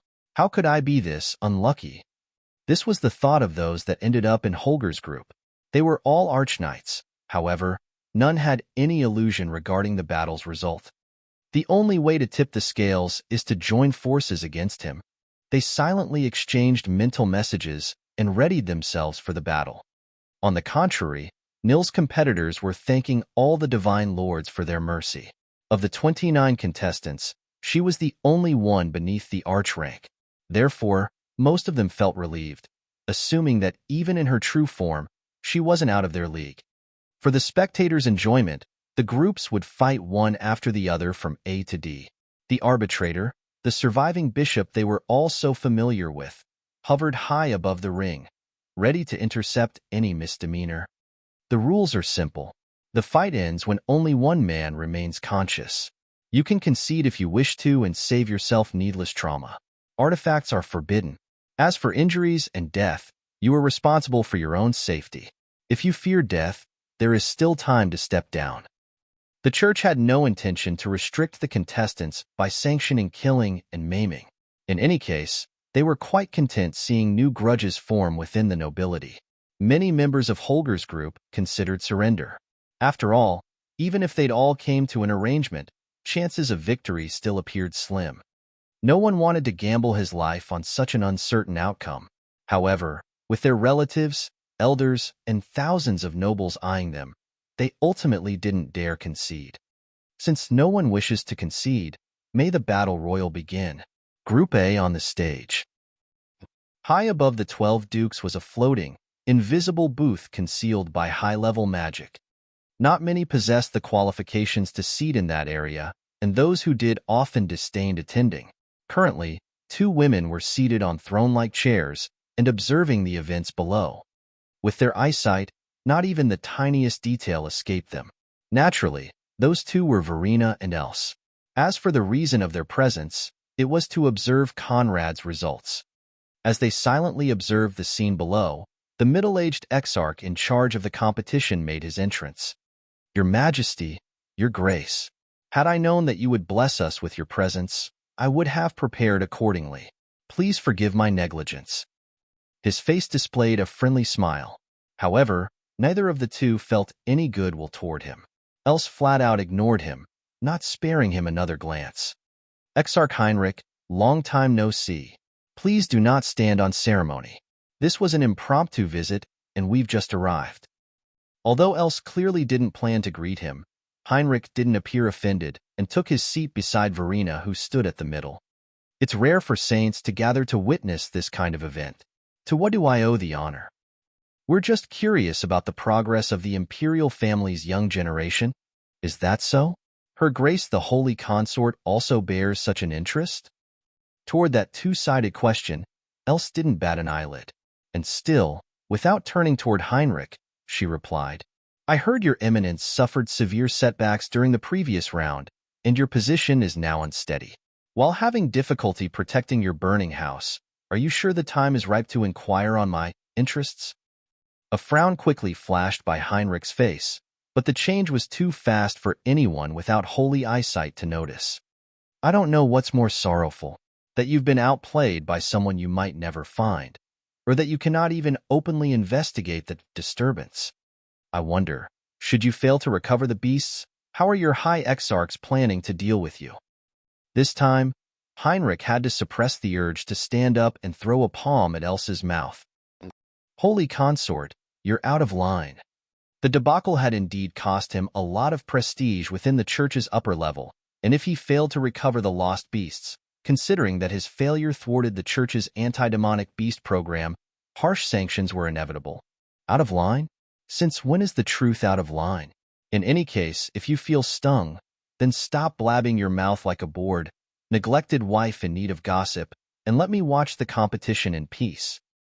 Otherwise, I don't mind entertaining you, Dash. Despite his high self-control, Heinrich couldn't prevent the grimaces from showing on his face. Still, he said nothing more. House Metz and the Holy Flame Church were nemesis, else would never give him face. As the bystander, Verena couldn't help but let out a chuckle. Group A was the least eyed since no extraordinary character was present. However, it was also the most balanced, with its 7 contestants all at the second step Archknight rank. In fact, it was too balanced. Every single one of the 7 felt like they had a shot at victory. Therefore, no faction formed, and all fought indiscriminately. The battle was long and arduous, and seeing such a fierce competition, the crowd loudly cheered. However, one man stood out of the lot. It was a purple-haired man with pitch-black eyes that seemed as deep as the night sky. His features were 80% similar to the Kringle Duke's. He was his third son, Lars. Lars's eyes shone with dark rays, and the shadow of a 3-eyed purple serpent appeared at his back. In the middle of his forehead grew a third, pitch-black eye from which vast black fog emerged and spread to all his remaining opponents. Eorg.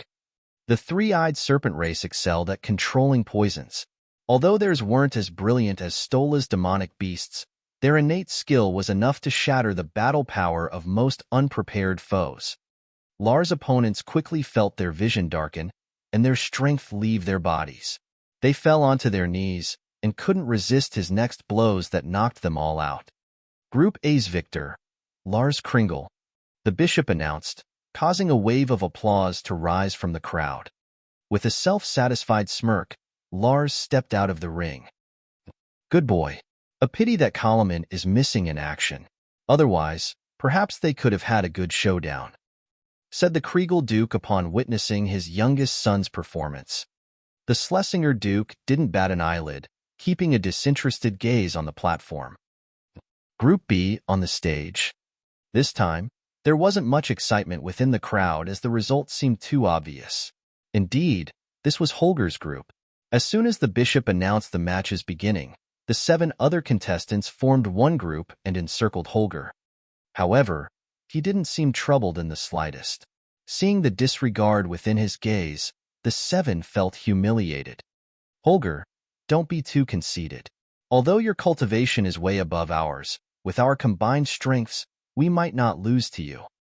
If you say so. Nonchalantly, he stretched out his palm and summoned his energy sword. Pure white light burst from his form, shrouding his entire body, and feeling the lofty, immaculate power emanating from that light, the 7 shivered. This is holy quintessence. You took a Saint Origin pill? Why? The 7 complained. This was no different from using a butcher's knife to kill a chicken. To say nothing of them, the dukes included, not a single person present understood this sudden change. They could also see that Holger's cultivation had risen from the 4th to the 6th Archknight rank. You're asking the wrong person. Do you concede? or do I still need to butcher you? The seven simultaneously took a step back. However, surrendering at this junction would follow them for a lifetime. Therefore, they unanimously chose to press on. True form. Without hesitation, every single one of them assumed their true forms. Some assumed tigers-based shapes, others eagles, and there was even one red python. However, none maintained a human form. All the noble houses possessed true forms in which their battle power soared. However, because their true forms often looked so similar to demonic beasts, they rarely used them. In their 7 gigantic forms, they towered above Holger, making him look like a tiny pet. Conrad, who'd never witnessed members of the nobility using their true forms, was taken by surprise. His eyes widened, and assumptions flew within his mind. Why are they so similar to demonic beasts? Because those so-called nobles all descend from restoration beasts. At the restoration level, demonic beasts can assume human shapes, and the children they give birth to at that stage also possess innate human forms. The current nobility of the Holy Continent is composed of the descendants of ancient restoration beasts who surrendered to the Celestial Church eons ago. However, with time, the Celestial Church made sure that knowledge would disappear, creating the belief that those beast descendants belong to entirely different races. And even though many doubt their ancestry, none dare acknowledge it. Truly an inferior breed. In the infernal realm, they're called false demons. The Flame Mark replied, dispelling Conrad's doubts. In front of the 7 towering beasts, Holger remained unfazed. His sword drew a dazzling energy arc, his spiritual energy turned into sword energy, and slammed into the 7 beasts in a hissing sound. The sword energy tore their flesh, cutting large, gaping wounds within. Their blood gushed forth, and they limply fell onto the ground with the noise of their massive bodies crashing onto concrete. Group B's victor, Holger von Jürgen. Holger dispelled his energy sword and walked out.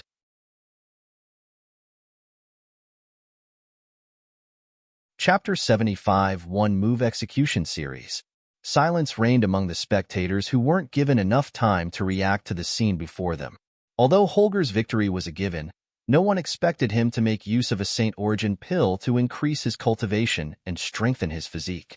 Was there still any point to this competition? They might as well directly proclaim him the victor. However, shortly afterward, among the younger females of the lesser nobility, a commotion rose. Kaya, so cool. Holger, Holger, Holger. In an instant, Holger's performance turned him into the idol of the airhead lasses filling many of the stadium's seats. As for the contestants lying in a pool of their own blood, aside from their relatives, no one paid them any mind. A priest team dragged them off the stage, bringing them to the healing center. I didn't expect the imperial family to be this extravagant. Granting a Saint Origin pill to an Archknight Jr.? Isn't that a tad bit too excessive? Heinrich commented in the saint's booth. However, neither Verena nor Else paid him attention. This must be Elmar's doing. But I wonder, is Holger the only one? Verena's eyes moved toward Nils, and following a brief assessment, she frowned. I'm afraid Conrad no longer has any shot at victory. She told Else in a mental message. Oh, what do you say about a bet, then? Why are you still that confident in him? The tables had changed. If Conrad had accepted their gifts, Verena wouldn't be that pessimistic about him. Now, however, victory could only elude him. Her eyes then fell upon Conrad for a new analysis that soon left her dumbfounded. I can no longer see through his disguise. Not only that, but even the nature of his physique eludes me.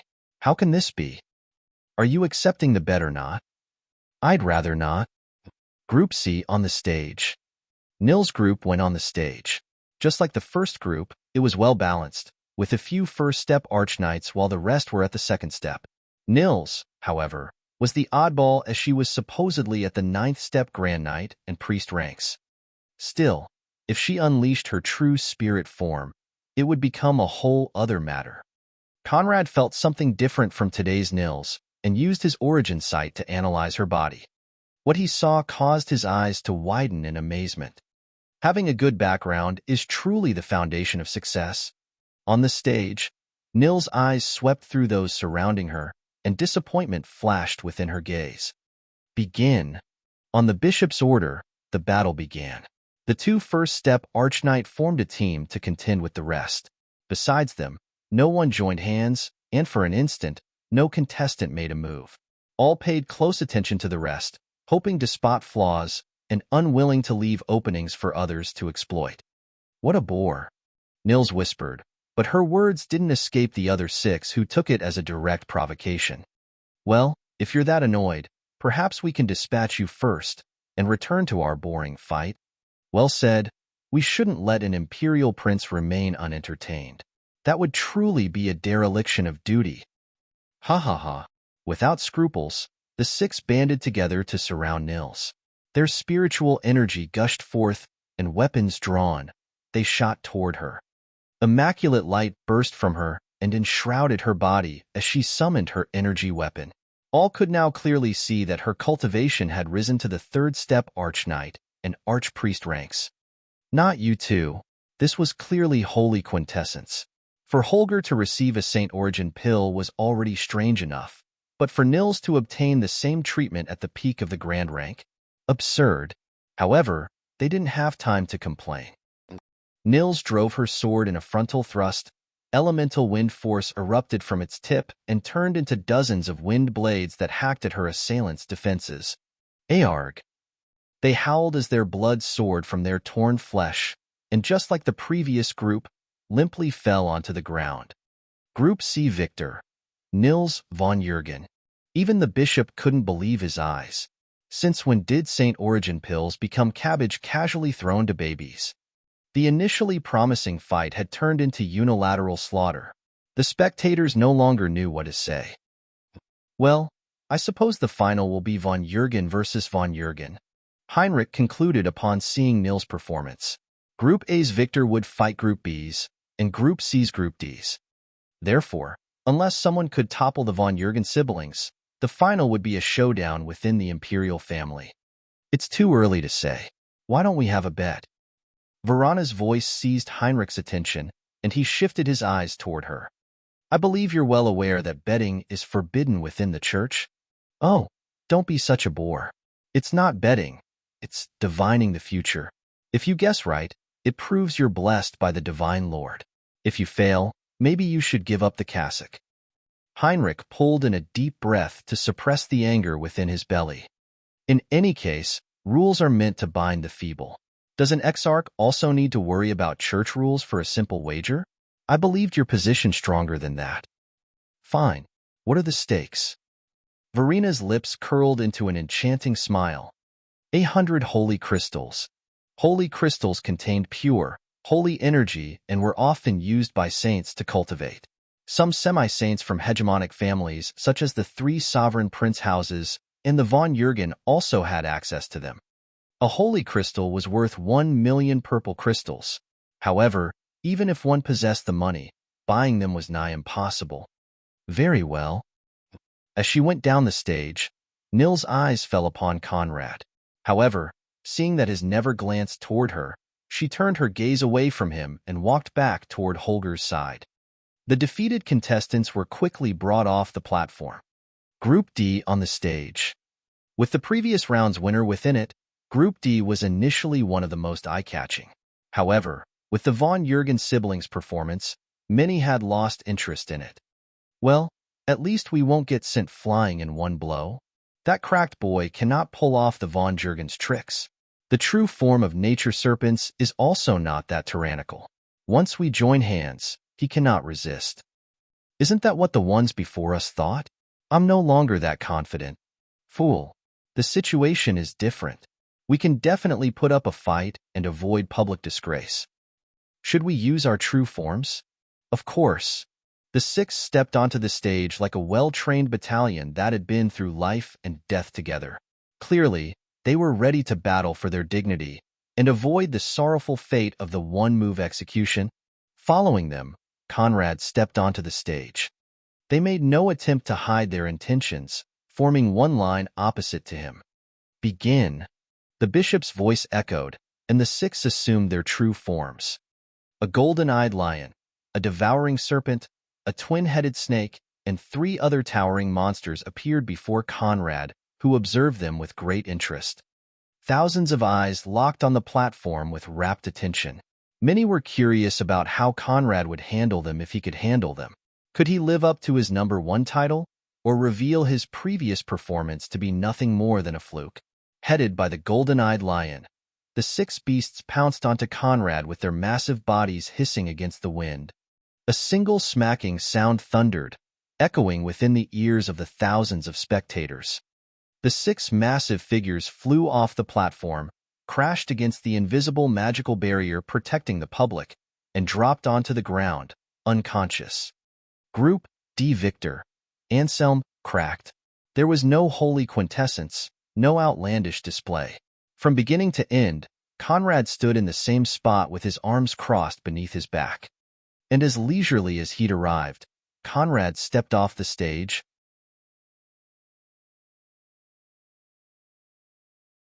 Chapter 76, I Just Want to Beat You Senseless. The stadium once more fell to silence and stupor. However, unlike with Holger's case, it wasn't due to shock. Instead, confusion was to blame. Among the thousands of spectators, less than a tenth comprehended what had just occurred. Interesting. Each got knocked out with a single slap. However, it was so fast that most people could only register a single sound. As for the move, it was even more challenging to follow. That boy's speed already reaches the mid-level Transcendent Knight rank. Among those present, only the Counts, Marquis, and Dukes can follow him effortlessly. Heinrich analyzed. In the Holy Flame Empire, high-level Transcendent rank cultivators could receive the title of Counts, low-level semi-saints of Marquis, and high-level semi-saints of Dukes. As for saints, they were eligible for the Sovereign Prince title. Therefore, among the nobles below, only the Counts or above flawlessly witnessed Conrad's move. Seeing his performance, Heinrich couldn't help but re-evaluate him. Although he'd received news of Conrad's previous results, he didn't place many hopes on him. After all, his cultivation level was by far insufficient. But now it seemed like he'd severely underestimated him, and that this lack of foresight was about to cost him money. No wonders the von Jürgen resorted to the Saint Origin pill. His performance must have frightened them. Still, Heinrich wasn't optimistic. If speed was the strongest tool at Conrad's disposal, perhaps he could seize victory from Nils, but defeating Holger was impossible. He shifted his attention to Verena and Else and saw pleasant surprise flash within their gaze. Clearly, they also didn't have a full grasp of his abilities. Of the two, Verena's surprise was the highest. After all, she had no knowledge of Conrad's demonic lineage. The only thing she knew was that the last time she saw him, he was a mid-level Grand Knight. Now he had reached the arch rank in both the martial and spiritual path. Better, his physique and battle power seemed even more outstanding. She couldn't believe that this was merely the result of hard work and suspected that some hidden expert was dedicated to training him. Her suspicion fell on Else for an instant, but she soon rejected the thought. I'm curious of how much progress he actually made. The unknown often terrified the many. Conrad received no ovation. Instead, terror-stricken eyes observed him from afar. Of course, there were a few exceptions. Woohoo! See this? This is my daddy. My big daddy. No one can compete with him. Daphne yelled from her seat. Ileana threw her a disapproving glance, but for once, she said nothing. Although she didn't agree with Daphne's unique word choice, she was just as elated by Conrad's performance. Of course, she also knew that the real challenge had yet to come. Wolf, who sat by Daphne's side, almost spat blood, and seeing the odd gazes of the spectators in the vicinity, he didn't know where to hide his face. Unfilial daughter, shut up at once. Good. Very good. The stronger, the better. Holger's heart overflowed with joy. No one could imagine that right now, the person who most desired Conrad's victory was him. The more outstanding his performance, the more relief Holger felt. As for Nils, her eyes brimmed with fighting intent. Held by important matters, Elmar wasn't among the spectators. However, he would appear during the next round. We will take a 1-hour break, then carry on with the semifinals. The battle royal had come to an end, with only 4 contestants remaining. Of the 4, only one had shown the full extent of his skills and clearly didn't belong to the party. As for the rest, they still held immense hidden strength. The spectators were full of excitement, and when the semi-finals matchup appeared, they almost leaped from their seats. Nils von Jürgen versus Anselm cracked. Most believed that this would be the last match with suspense, a clash that would leave profound memories within their minds.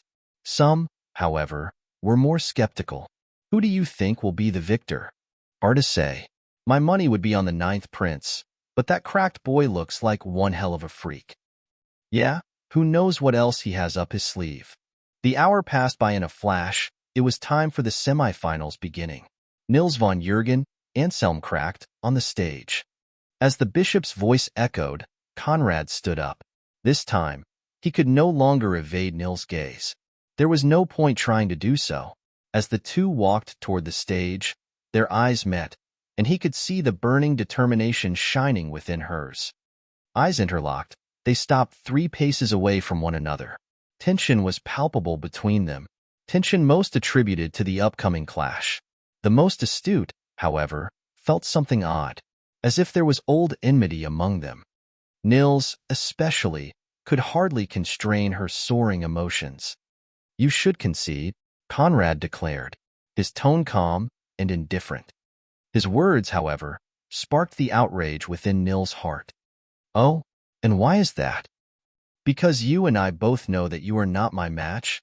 Although they maintained a level tone, all the spectators were cultivators and thus possessed great hearing. In particular, transcendent knights and above could hear everything, and they all felt Conrad was conceited. Nils' lips curled into a smile, yet there was no joy on her face. In her eyes, Conrad could only see bitterness and resentment. "I've been thinking about what you said, and it makes a lot of sense. I was most likely being muddled. However, the more I think of it, the more I want to beat you up. And now, I just want to beat you senseless to vent the frustration within my heart. That's the only reason why I am here, so why would I concede?" That straightforward reply took Conrad aback and caused the eyes of those capable of hearing to widen in astonishment. The more they looked at the stage, the more they felt like Nils was adopting the stance of the rejected young lady seeking revenge on a disloyal partner. Was there a secret relationship between the two? But weren't they both men? Could this be one of those instances? "Nils, remember that under no circumstance you can use your true spirit form," Holger reminded in a mental message. He could clearly see that Nils was taking the battle to heart and feared things getting out of hand. In her true spirit form, because of the otherworldly charm and dreamlike appeal she would exert on men, Nils' male disguise would collapse. Therefore, their father, the Holy Emperor, had forbidden her from using it in public. Her lack of words heightened the worry within Holger's heart. The first round of the semifinals now begins. As soon as the bishop's voice echoed, holy quintessence erupted from Nils' body alongside vast spiritual energy. She stretched out her hands, summoning her silver and dark blue energy swords while maintaining her eyes locked on Conrad. "Why be so stubborn? It's not like I impregnated you and refused to take responsibility." Nils replied by swinging her sword at Conrad's neck. He leaned back, letting the sword tip bypass him while throwing a palm strike at Nils' chest. She met his palm with the pommel of her other sword. A wave of spiritual energy burst from the collision, causing disturbances within the wind. Nils took several steps backward before stabilizing herself. However, Conrad remained where he initially stood without any damage. With that single exchange, Conrad's superiority was revealed. In her human form, Nils could easily defeat an ordinary fourth-step arch-knight. However, although Conrad was a level below her, she still wasn't his match. Was it not for the Saint Origin pill and her new physique, she would have suffered internal damage. Thanks to his origin sight, Conrad was well aware of Nils' new physique. Beneath the transcendent level, she feared no blow. However, to him, that was inconsequential. "Learn to quit when you're ahead. My next move might not be this merciful." Alas, Conrad's words only renewed Nils' smile. Careful, one would think that you deeply care about my well-being. I don't think this is how you treat mere acquaintances. Dash. Conrad frowned. Aren't you going to summon your energy weapon? That's unnecessary. Good. The more you look down on me, the more opportunities one have to take you down a peg. Maybe when I leave a sword mark on your face, you'll start taking me seriously. Although it seemed like Nils was acting on fury, her heart was devoid of wrath. If Conrad really wanted to have nothing to do with her, she would of course not bother him. However, she firmly believed that it was out of concern that he tried to push her away. If she were right and could pull out that concern within this fight, then she would never let go of him. If she was wrong, then as farewell. She wanted a hearty sword dance. And since she couldn't contend with him in her human form, she could only go all out. Consequences be damned. True spirit form. Just like in the forest, vast silver light erupted from her body alongside heavy gray fog. Her long silver hairs sprang free and erratically fluttered at her back while her skin glowed like a full moon within the dark sky, and a formidable force emerged from her body. Her natural beauty and charm skyrocketed, reaching an otherworldly level that compelled the entranced gaze of both men and women. Her cultivation rose from the 3rd to the 5th step archknight and priest ranks. Seeing this, Holger's eyes almost popped out of their sockets. Nils, what is wrong with you? Stop this at once. But it was too late. Seeing the mesmerizing war goddess hovering on the stage with a pair of swords in hands, no one had any doubt regarding her gender. In the saint's booth, Heinrich beamed with joy as if a long-lost gem had finally appeared before him. Meanwhile, Verena deeply frowned. Nils paid no attention to the commotion she triggered and shot toward Conrad.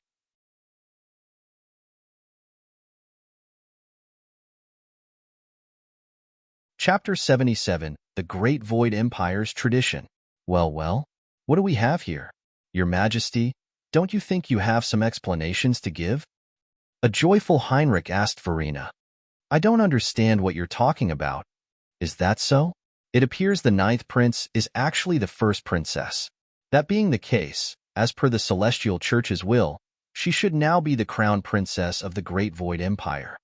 However, for 18 years the imperial family kept her locked within the palace and had her cross-dress as a man to avoid her engagement. And you still say you don't understand what I'm talking about? Verena's mood soured. The 3 great empires of the Holy Continent were all ruled by paragon spirits. However, those paragon spirits initially all came from the Celestial Church and remained under its control.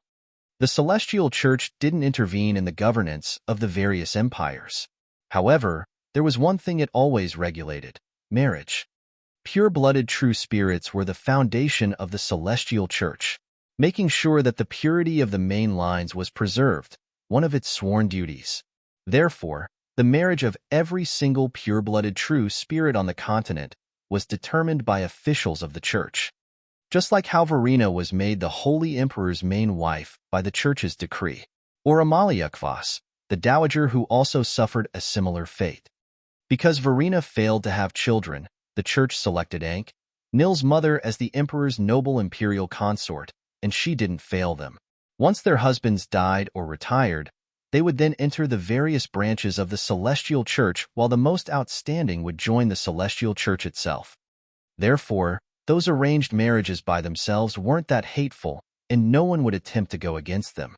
The only exception was marrying into the Great Void Empire as Empress or Crown Princess. In the Great Void Empire, the eldest son of the Empress always became the Crown Prince and then the Great Void Emperor. If the Empress couldn't have children, she was deposed and replaced by someone who could. However, their imperial family had one simple rule. When the Crown Prince came of age, his mother had to be put to death. There had never been one exception. Therefore, becoming the Great Void Empire's Crown Princess was not a blessing, but a death sentence. If Nils gave birth to a son, then that son would one day be the reason of her death. Because of its space temple which guarded Heaven's Gate, the Great Void Empire's status was unique, and it enjoyed much more freedom than the other 2 empires. Moreover, the situation over there was much less complicated since the ruling family was also the ruling party of the Space Temple. The 2 were one entity. Of the three empires, the Holy Flame Empire was the most powerful, the Great Void Empire the least restrained, and the Prosperous Wind Empire the most submissive.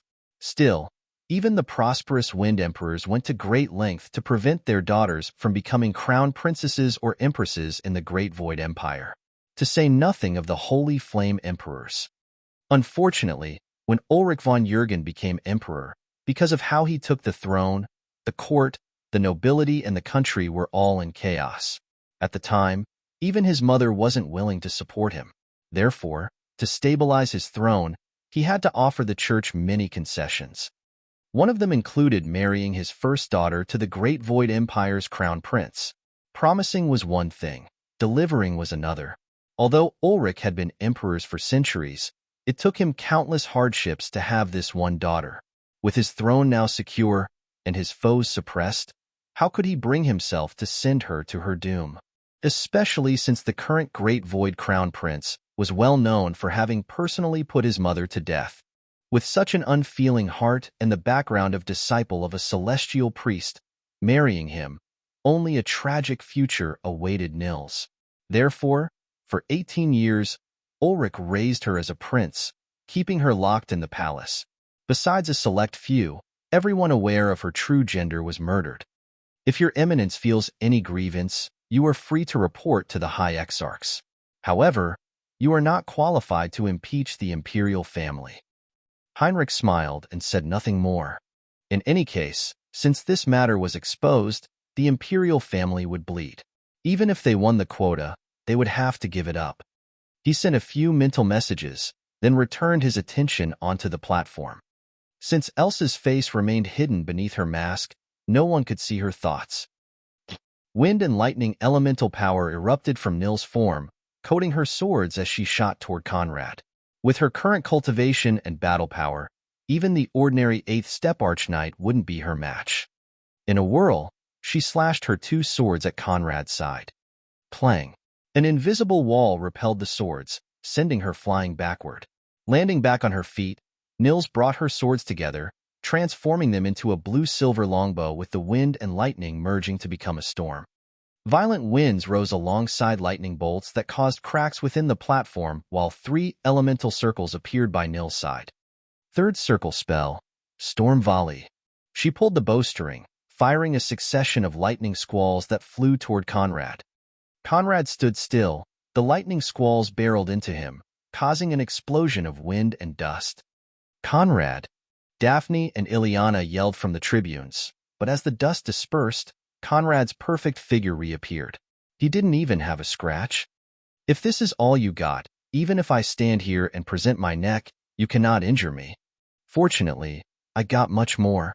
The bow split back into the two swords. The storm surrounding Nils grew even more violent, while the gray fog at her feet spread across the platform and surrounded Conrad. The gray fog assaulted his senses, attempting to subvert his mind or destabilize him long enough for Nils' incoming blow. However, mind-altering abilities were the thing he feared the least. With his origin sight activated, he observed every single one of Nil's moves, drawing her unique pattern. Blue-silver wings spread from her back, carrying with them the wild power of storms. In that form, her blue sword became a long lightning bolt, while her silver sword turned into a grayish wind blade. She aimed the two at Conrad, releasing dozens of lightning bolts and tornadoes that shot toward him. He stretched out his hand, then flipped it upward, releasing a terrifying surge of telekinetic power that raised large chunks of the platform as walls to collide with Nil's blows. A deafening explosion echoed as the lightning bolts and tornadoes crashed onto Conrad's makeshift walls. Nils turned into a lightning bolt, and in a flash, appeared before Conrad. She thrust her two weapons toward his abdomen, skewering him. However, his body became intangible, leaving only a dissipating afterimage. 36 Conrad simultaneously surrounded Nils. Although she knew that this was merely the result of extreme speed, she also knew that every single one of those afterimages represented Conrad at different spots. Therefore, their moves were real. The 36 Conrad descended onto Nils with flurries of blows. At first, she could block a few of them, but quickly, she was overrun by their sheer quantity and strafed on the ground. Bang! Even her powerful physique couldn't resist the onslaught, and Nils was sent flying backward with blood spurting from her lips.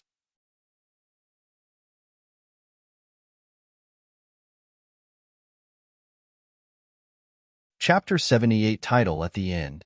Using her storm wings, Nils stopped mid-air, stabilizing herself before returning onto the ground. The 36 Conrad gave her no time to breathe before rushing back toward her. Not even one bit of mercy, Nils bitterly remarked, then joined the two pommels of her swords, turning them into a double-bladed sword. I've been studying this for a while but didn't have the power to use it beforehand. Today, we might as well inaugurate it. For circles of power appeared by her side as she sank her sword into the ground while falling on her right knee. Fourth circle spell, Lesser Storm Elemental.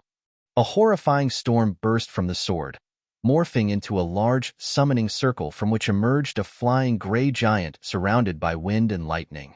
The giant slammed his hands together, sending a storm wave to crash against the 36 Conrad. 35 vanished in an instant, leaving only the original, who turned into light particles to avoid the blow and rematerialized a few steps back. With a winning smile, Nils stood up. Storm Elemental, bring him down, Nils ordered, and the Storm Elemental threw dozens of punches at Conrad. Each blow seemed to carry tremendous storm power, but no matter how powerful, they couldn't touch Conrad. The Storm Elemental joined his hands, dark clouds gathered, and from the center of the ring, a violent storm spread, trapping both Nils and Conrad within. Of course, Conrad was the only one in danger. Within that storm, even his light attribute couldn't save him. So, still saying that I'm not your match? It seems that you're right. I'm out of your league. Nils teased. However, Conrad's focus remained on the Storm Elemental. As for the spectator, they'd already become slack-jawed. Even those at the transcendent rank couldn't help but shiver. This fight had already transcended the archrank's limit. I admit that you've surpassed my expectations. However, you still fall short.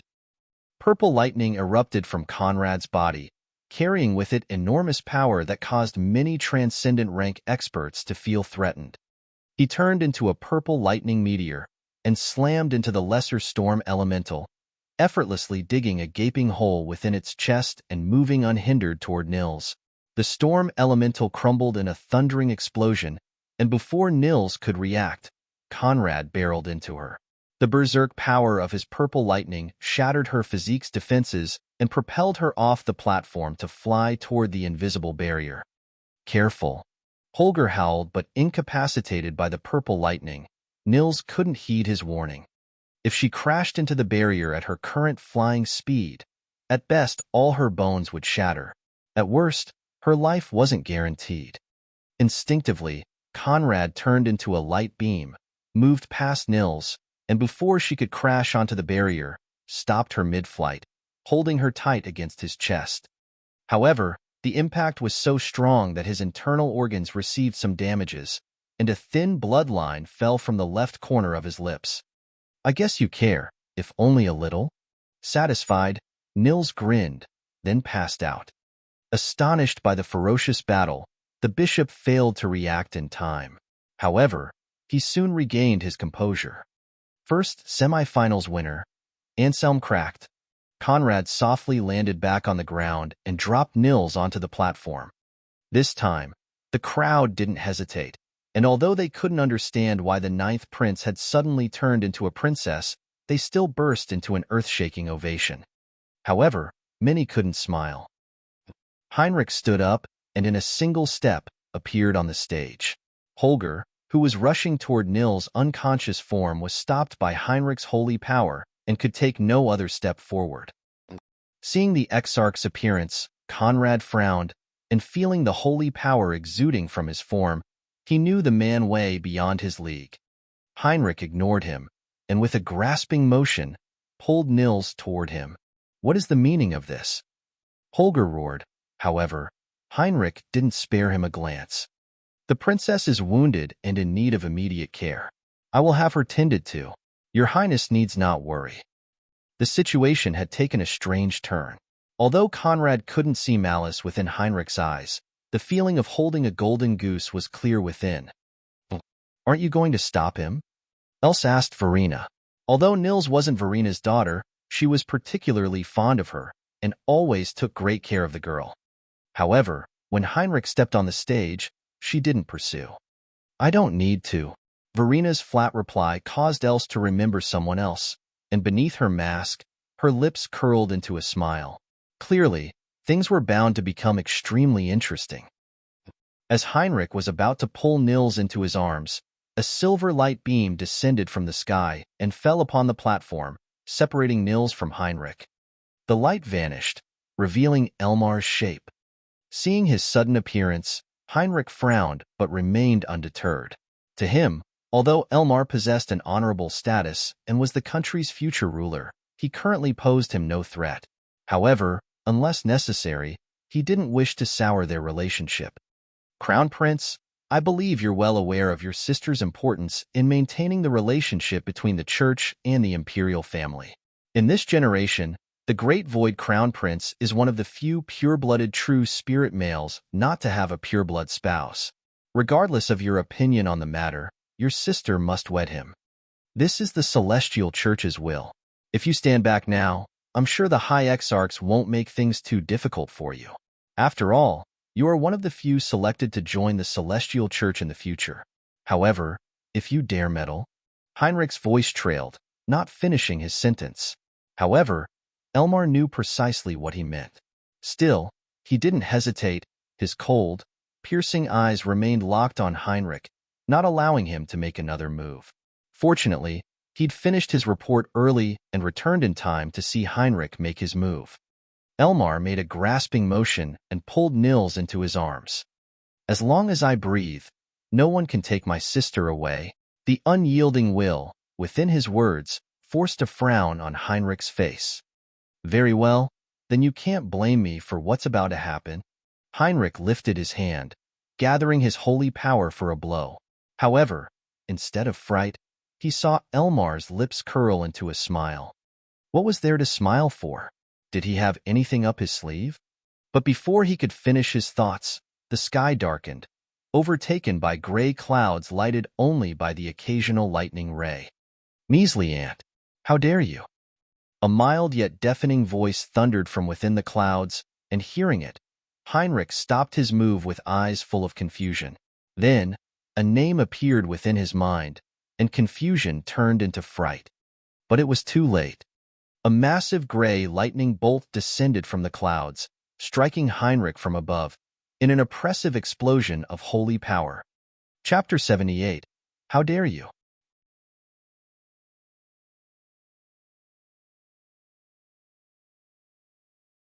Chapter 79. The Emperor's Wrath. Aerarg. Heinrich's guttural howl pierced the sky. As the lightning dispersed, he fell onto his knees with his charred body oozing smoke, alarming the thousands of spectators.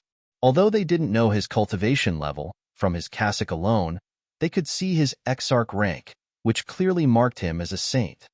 But such a powerhouse, a rarely seen individual standing at the summit of the Holy Flame Empire with the church as his backing, was struck down in a single blow without the ability to resist. As for the bishop hovering in the air, while he wasn't targeted by the lightning bolt, the horrible energy emanating from it was enough to shred half of his body. He dropped from the sky, crashing on the ground, lifeless. Protected by a wave of holy power, Elmar, who stood right in front of Heinrich with Nils within his grasp, remained unscathed. All eyes rose to the sky, seeking the origin of the terrifying blow. Gray fog gathered, coalescing in the form of a silver-haired, slender man whose features were 70 to 80% similar to Elmar's. The overpowering aura of a monarch rippled around him, and although he seemed to be in his mid-20s, the weight of centuries shone within his eyes. He was the Holy Emperor, Ulrich von Jürgen. Seeing him, the thousands of nobles rose from their seats, and without exception fell on their knees. The 12 dukes were no exceptions. "Greetings, Your Majesty. May your reign last an eternity." On his knees, Heinrich, who clung onto his life, stared at Ulrich's form with a mixture of fury and horror. Horror because from this blow alone, he felt the depth of Ulrich's cultivation. This made no sense. Although he knew the Holy Emperor's cultivation way above his, the gap couldn't be this vast. After all, Ulrich achieved sanctification at the age of 600. It had been less than 300 years since that moment. Therefore, according to logic, it would be great if he broke through one level. However, from what he could see, he completed the third cycle of purity, Heinrich inferred, and as if to answer his unspoken question, Ulrich released his vast holy power. 9 pairs of white wings spread from his back while a large ring of the same color appeared above his head. Within that ring, 3 spotless lotuses blossomed, releasing a formless, immaculate power that swirled around Ulrich's form. Was it not for his bone-chilling eyes nailing Heinrich from above, he would have looked like the holiest of angels. And seeing his fears confirmed, Heinrich despaired. However, with his strength, if Ulrich wanted to kill him, he would already be dead. Therefore, he assumed that the church's name still brought him no small amount of scruples. The belief emboldened him.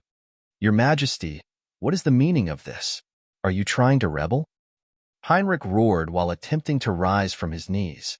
However, Ulrich's vast holy power kept him nailed on the ground, unable to make the tiniest move. In front of a crowd of thousands, he was being suppressed like a child. The feeling of humiliation welling up within his heart threatened to shred Heinrich from the inside. "Rebel? I am this country's master. Against whom must I rebel? As for you, under my gaze, you attempted to harm my crown prince and kidnap my daughter. Are you trying to rebel? Or did you think that your measly rising saint cultivation was enough to run amok within my realm?" Every word carried with it formless holy power that stabbed Heinrich's organs and caused him to spurt blood. Was it not for the force maintaining him in the same kneeling position, he would have already collapsed on the ground. He couldn't understand why Ulrich, who in the first century of his reign always catered to the church's wishes before slowly withdrawing from the court scenes to focus on cultivation, was now adopting such an oppressive stance. Instead of bringing gifts and asking for forgiveness, he was actually raising his sword. Had he gone insane? To say nothing of him, none of the knowledgeable nobles didn't find the scene bizarre. Exarchs ranked third within the church, right below the 12 high exarchs who themselves stood beneath the head exarch. With the high exarchs mainly focusing on cultivation, the exarchs were the church's face within the empire. Was the emperor going to openly clash with the church? Your right to rule comes from the church. It is by its will that you hold your throne, and by its will, you can also lose it. Do you think that just because you became a true origin saint, you can go against it? You are courting death. The holy rank was divided into 3 great stages, each with their own 3 lesser stages for a total of 9 stages. Because of the sheer power gap between each stage, they all possessed their own name. The 3 great stages were the purity stage, the tribulation stage, and the star-taming stage. Within the Holy Flame Empire, the strongest was the church's head exarch who stood at the 3rd tribulation stage. As for the high exarchs, 9 were at the 1st tribulation stage while 3 were at the 2nd. Therefore, Heinrich firmly believed that Ulrich, who had just reached the 3rd purity stage, couldn't challenge them. Is that so? Ulrich stretched out his hand. The darkened sky crackled with roaring thunder and endless gray lightning rays that sent shivers down the spines of all the gathered individuals. "You dare kill me? In front of all those people? In the middle of the church's domain? Are you out of your mind?" Heinrich's confusion peaked.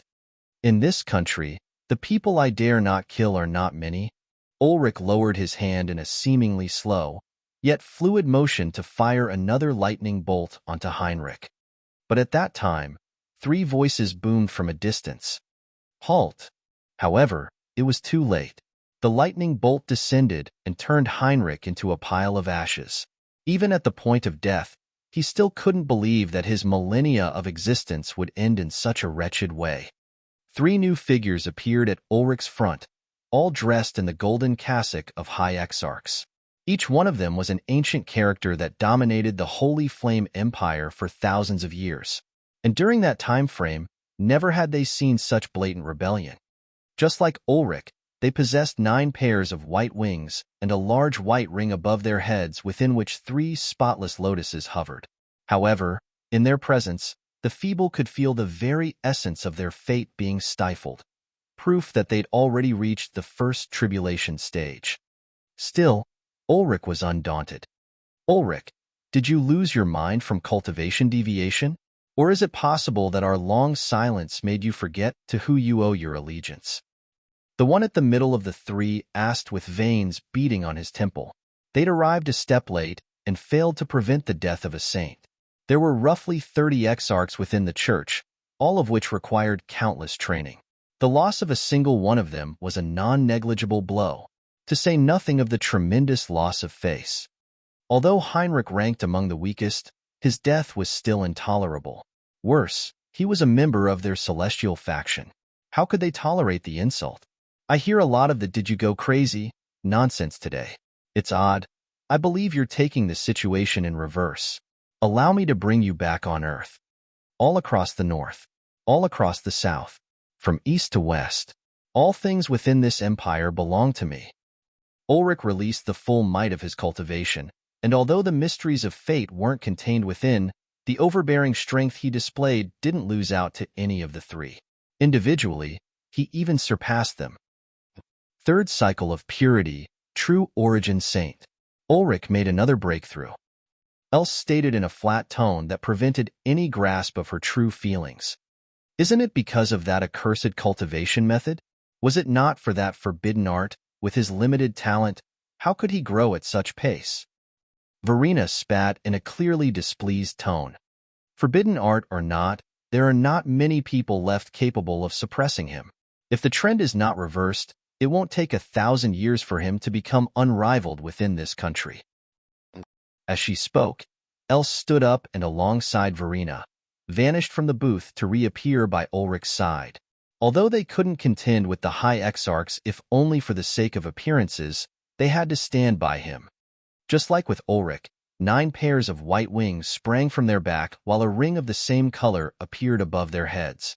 However, only 2 lotuses stood within theirs. I was wondering when you'd show yourselves.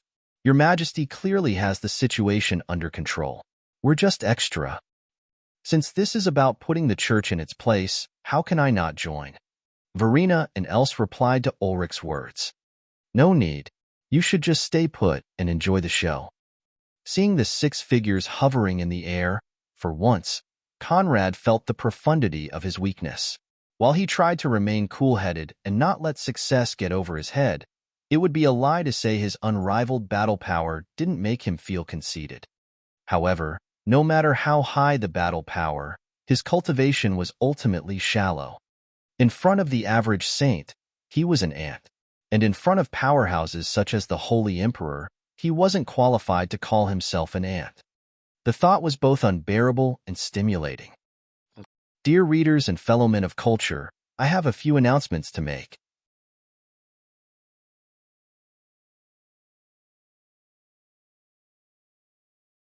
Chapter 80 Holy Flame Seal. The appearance of the 2 highest-ranked women of the imperial harem only heightened the tension. While in other times, many would revel in their beauty, with the situation at hand, none dared lose sight of the priorities. Of the 3 high exarchs standing against them, 2 were paragon spirits while the last one was a flame spirit. Although in the spirits hierarchy, elemental spirits ranked below true spirits, because of the unique connection between elemental spirits and their respective divine lord, their status within the celestial church was sky-high. In the Holy Flame Church, 4 of the high exarchs were flame spirits. The rest were all paragon spirits. Hearing Ulrich's overbearing words, the high exarchs let go of their last bits of restraints. All things within this empire belong to me. Good. Very good. It seems the centuries made you forget how you took your throne and why you were able to hold on to it. To think that one day you would dare say such words in my face, Ulrich, I underestimated you. But since we made you, we can also crush you. Killing intent bloated the sky, alongside terrifying waves of magical power as the 3 high exarchs drew their magical circles. 6 circle spell, searing sky. Each of the high exarchs summoned 6 red magical circles which revolved around their form and coalesced into 3 gigantic pentagrams that stretched across the sky. The 3 pentagrams glittered in red light, turning half of the darkened sky into a crimson-red furnace from which rained a deluge of fire. The heavenly firestorm descended at breakneck speed, threatening to obliterate everything beneath the sky across 100 miles. If Ulrich fell under its might, the lives of the thousands of contestants below would be forfeited. Run away. It was unknown who said it first, but thousands of the spectators unanimously began running for their lives, shooting from their seats to rush toward the nearest exit. The more lucid, however, remained still. They knew that no matter where they went, the descending firestorm wouldn't follow them. There wasn't enough time to escape its reach. The only path to survival was to stay below the Emperor, hoping that he could avert the catastrophe. Seeing the descending fire deluge that stretched across several miles, Ulrich was unfazed. He stretched out his palm, summoning 6 red magical circles. 6th circle spell, Devouring Flame Gate. A large red gate emerged from between his magical circles and flew toward the descending firestorm. The gate opened, releasing boundless devouring power that swallowed the raining firestorm whole before vanishing within the clouds. The reddened part of the sky returned to a dark gray color. The 3 high exarchs immediately changed tactics, using their fate power to suppress Ulrich's cultivation. Ethereal fate chains flew into Ulrich, and in an instant, he could feel his very destiny being plucked by them. Still, the same disdainful smile remained plastered on his face. Ulrich raised his left palm, and a pearl-white imperial seal appeared within. Upon seeing it, the 3 high exarchs frowned. And here I was wondering where your courage came from. Do you think that useless holy flame seal of yours can even the playing field? Initially, the holy flame seal was a high-grade holy artifact. In the past, it was the foundation of the Holy Emperor's domination of the continent, and an artifact their ancestors carried out of the Celestial Church. However, more than 50,000 years ago, a head exarch of the Holy Flame Church managed to place a powerful lock onto it. That lock made refining the Holy Flame Seal impossible. Since then, it only served as the Imperial Seal, a symbol of authority without actual might. This was a well-guarded secret known only to the high level of the Church and the Imperial family. Ulrich said nothing, tossing the Holy Flame Seal into the air. Dazzling white flames erupted from it, shattering the fate chains and sending the 3 terror-stricken high exarchs flying backward. You broke the lock? The times have changed. I'm no longer the feeble third prince or the newly ascended emperor who desperately needed your help to cling onto his throne. I am Ulrich von Jürgen, the Holy Emperor. Ulrich cupped his hands, causing the Holy Flame Seal to release 3 dazzling white flame arrows that pierced through the high exarchs' chests and sent them tumbling onto the ground, vanquished. With charred chests and blood gushing from their throats, the 3 high exarchs struggled to return to their feet. Since he possessed a natural resistance to fire, the flame spirit had it better. However, even for him, the fire grade was too high to cope with. A full-power high-grade holy artifact was comparable to a star-taming stage saint. Although Ulrich couldn't make use of its full power, he could effortlessly defeat fate-wrestling saints and fight fate-destroying saints to a standstill. In the vast Holy Flame Empire, one hand was enough to count the number of people capable of suppressing him. It was incomprehensible. Not only did his cultivation speed become abnormal, but he also managed to destroy the lock implemented by a previous head exarch. How? Ulrich gave them no time to dwell on their thoughts, ready to execute one as a warning to the others. The palm-sized Holy Flame Seal expanded, reaching 30 meters in width, then dropped onto one of the 2 paragon spirits. Seeing death approaching with great strides, the High Exarch despaired, but at that time, a dazzling gray lightning bolt came from afar, striking back the descending Holy Flame Seal. With a grasping motion, Ulrich pulled it back into his hand before lifting his gaze toward the blow's origin. 2 streams of gray fog approached from the distance, and from them emerged 2 individuals. One of them was a paragon spirit woman with short silver hairs stopping at the nape of her neck and a chilling silver gaze that seemed to disdain all things under the heavens. Her features were somewhat similar to Verina's. The same hourglass figure, the same small nose, and a generous bust her high exarch cassock couldn't hide. Although she'd lived for more than 1,000 years, her face still remained that a mesmerizing fairy and carried no hint of her ancientness. Seeing her, Ulrich retracted his holy flame seal and clasped his hands in greetings. "Mother, your son greets you." "Greetings, Empress Dowager." Verena and Else followed suit, paying their respects to the Dowager as the custom demanded. At her left was a middle-aged man wearing a gold and white cassock with a large white hat sitting on top of his head. While he didn't emit any kind of extraordinary force, the sheer pressure emanating from his eyes was enough to suppress all dissidents. He was the head exarch, Gerhard Herberger, the Holy Flame Empire's #1 expert. And seeing his mother standing by his side, a sour taste spread within Ulrich's mouth. As expected, the first words that came out of Amalia's lips weren't pleasant to hear. "Ulrich von Jürgen, today you not only trampled the dignity of the church but slew an exarch and almost caused the death of high exarchs. You are rebellious and impious. Even emperors must answer to heaven's will. For your crimes, the lightest sentence should be abdication and lifelong imprisonment. However, his beatitude, the head exarch, is merciful. If you now repent, beg forgiveness, and renew your oath of allegiance to the church, we can forgive your misdeeds. In any case, 3 months from now, Nils von Jürgen will wed the Great Void Empire's crown prince." Besides the 5 hovering in the air, of the people gathered, Elmar and Holger included, not one wasn't bewildered. How could such words come from the Dowager? Wasn't she Ulrich's mother and Nils' grandmother? You're tuning in to the Romance Rendezvous YouTube channel.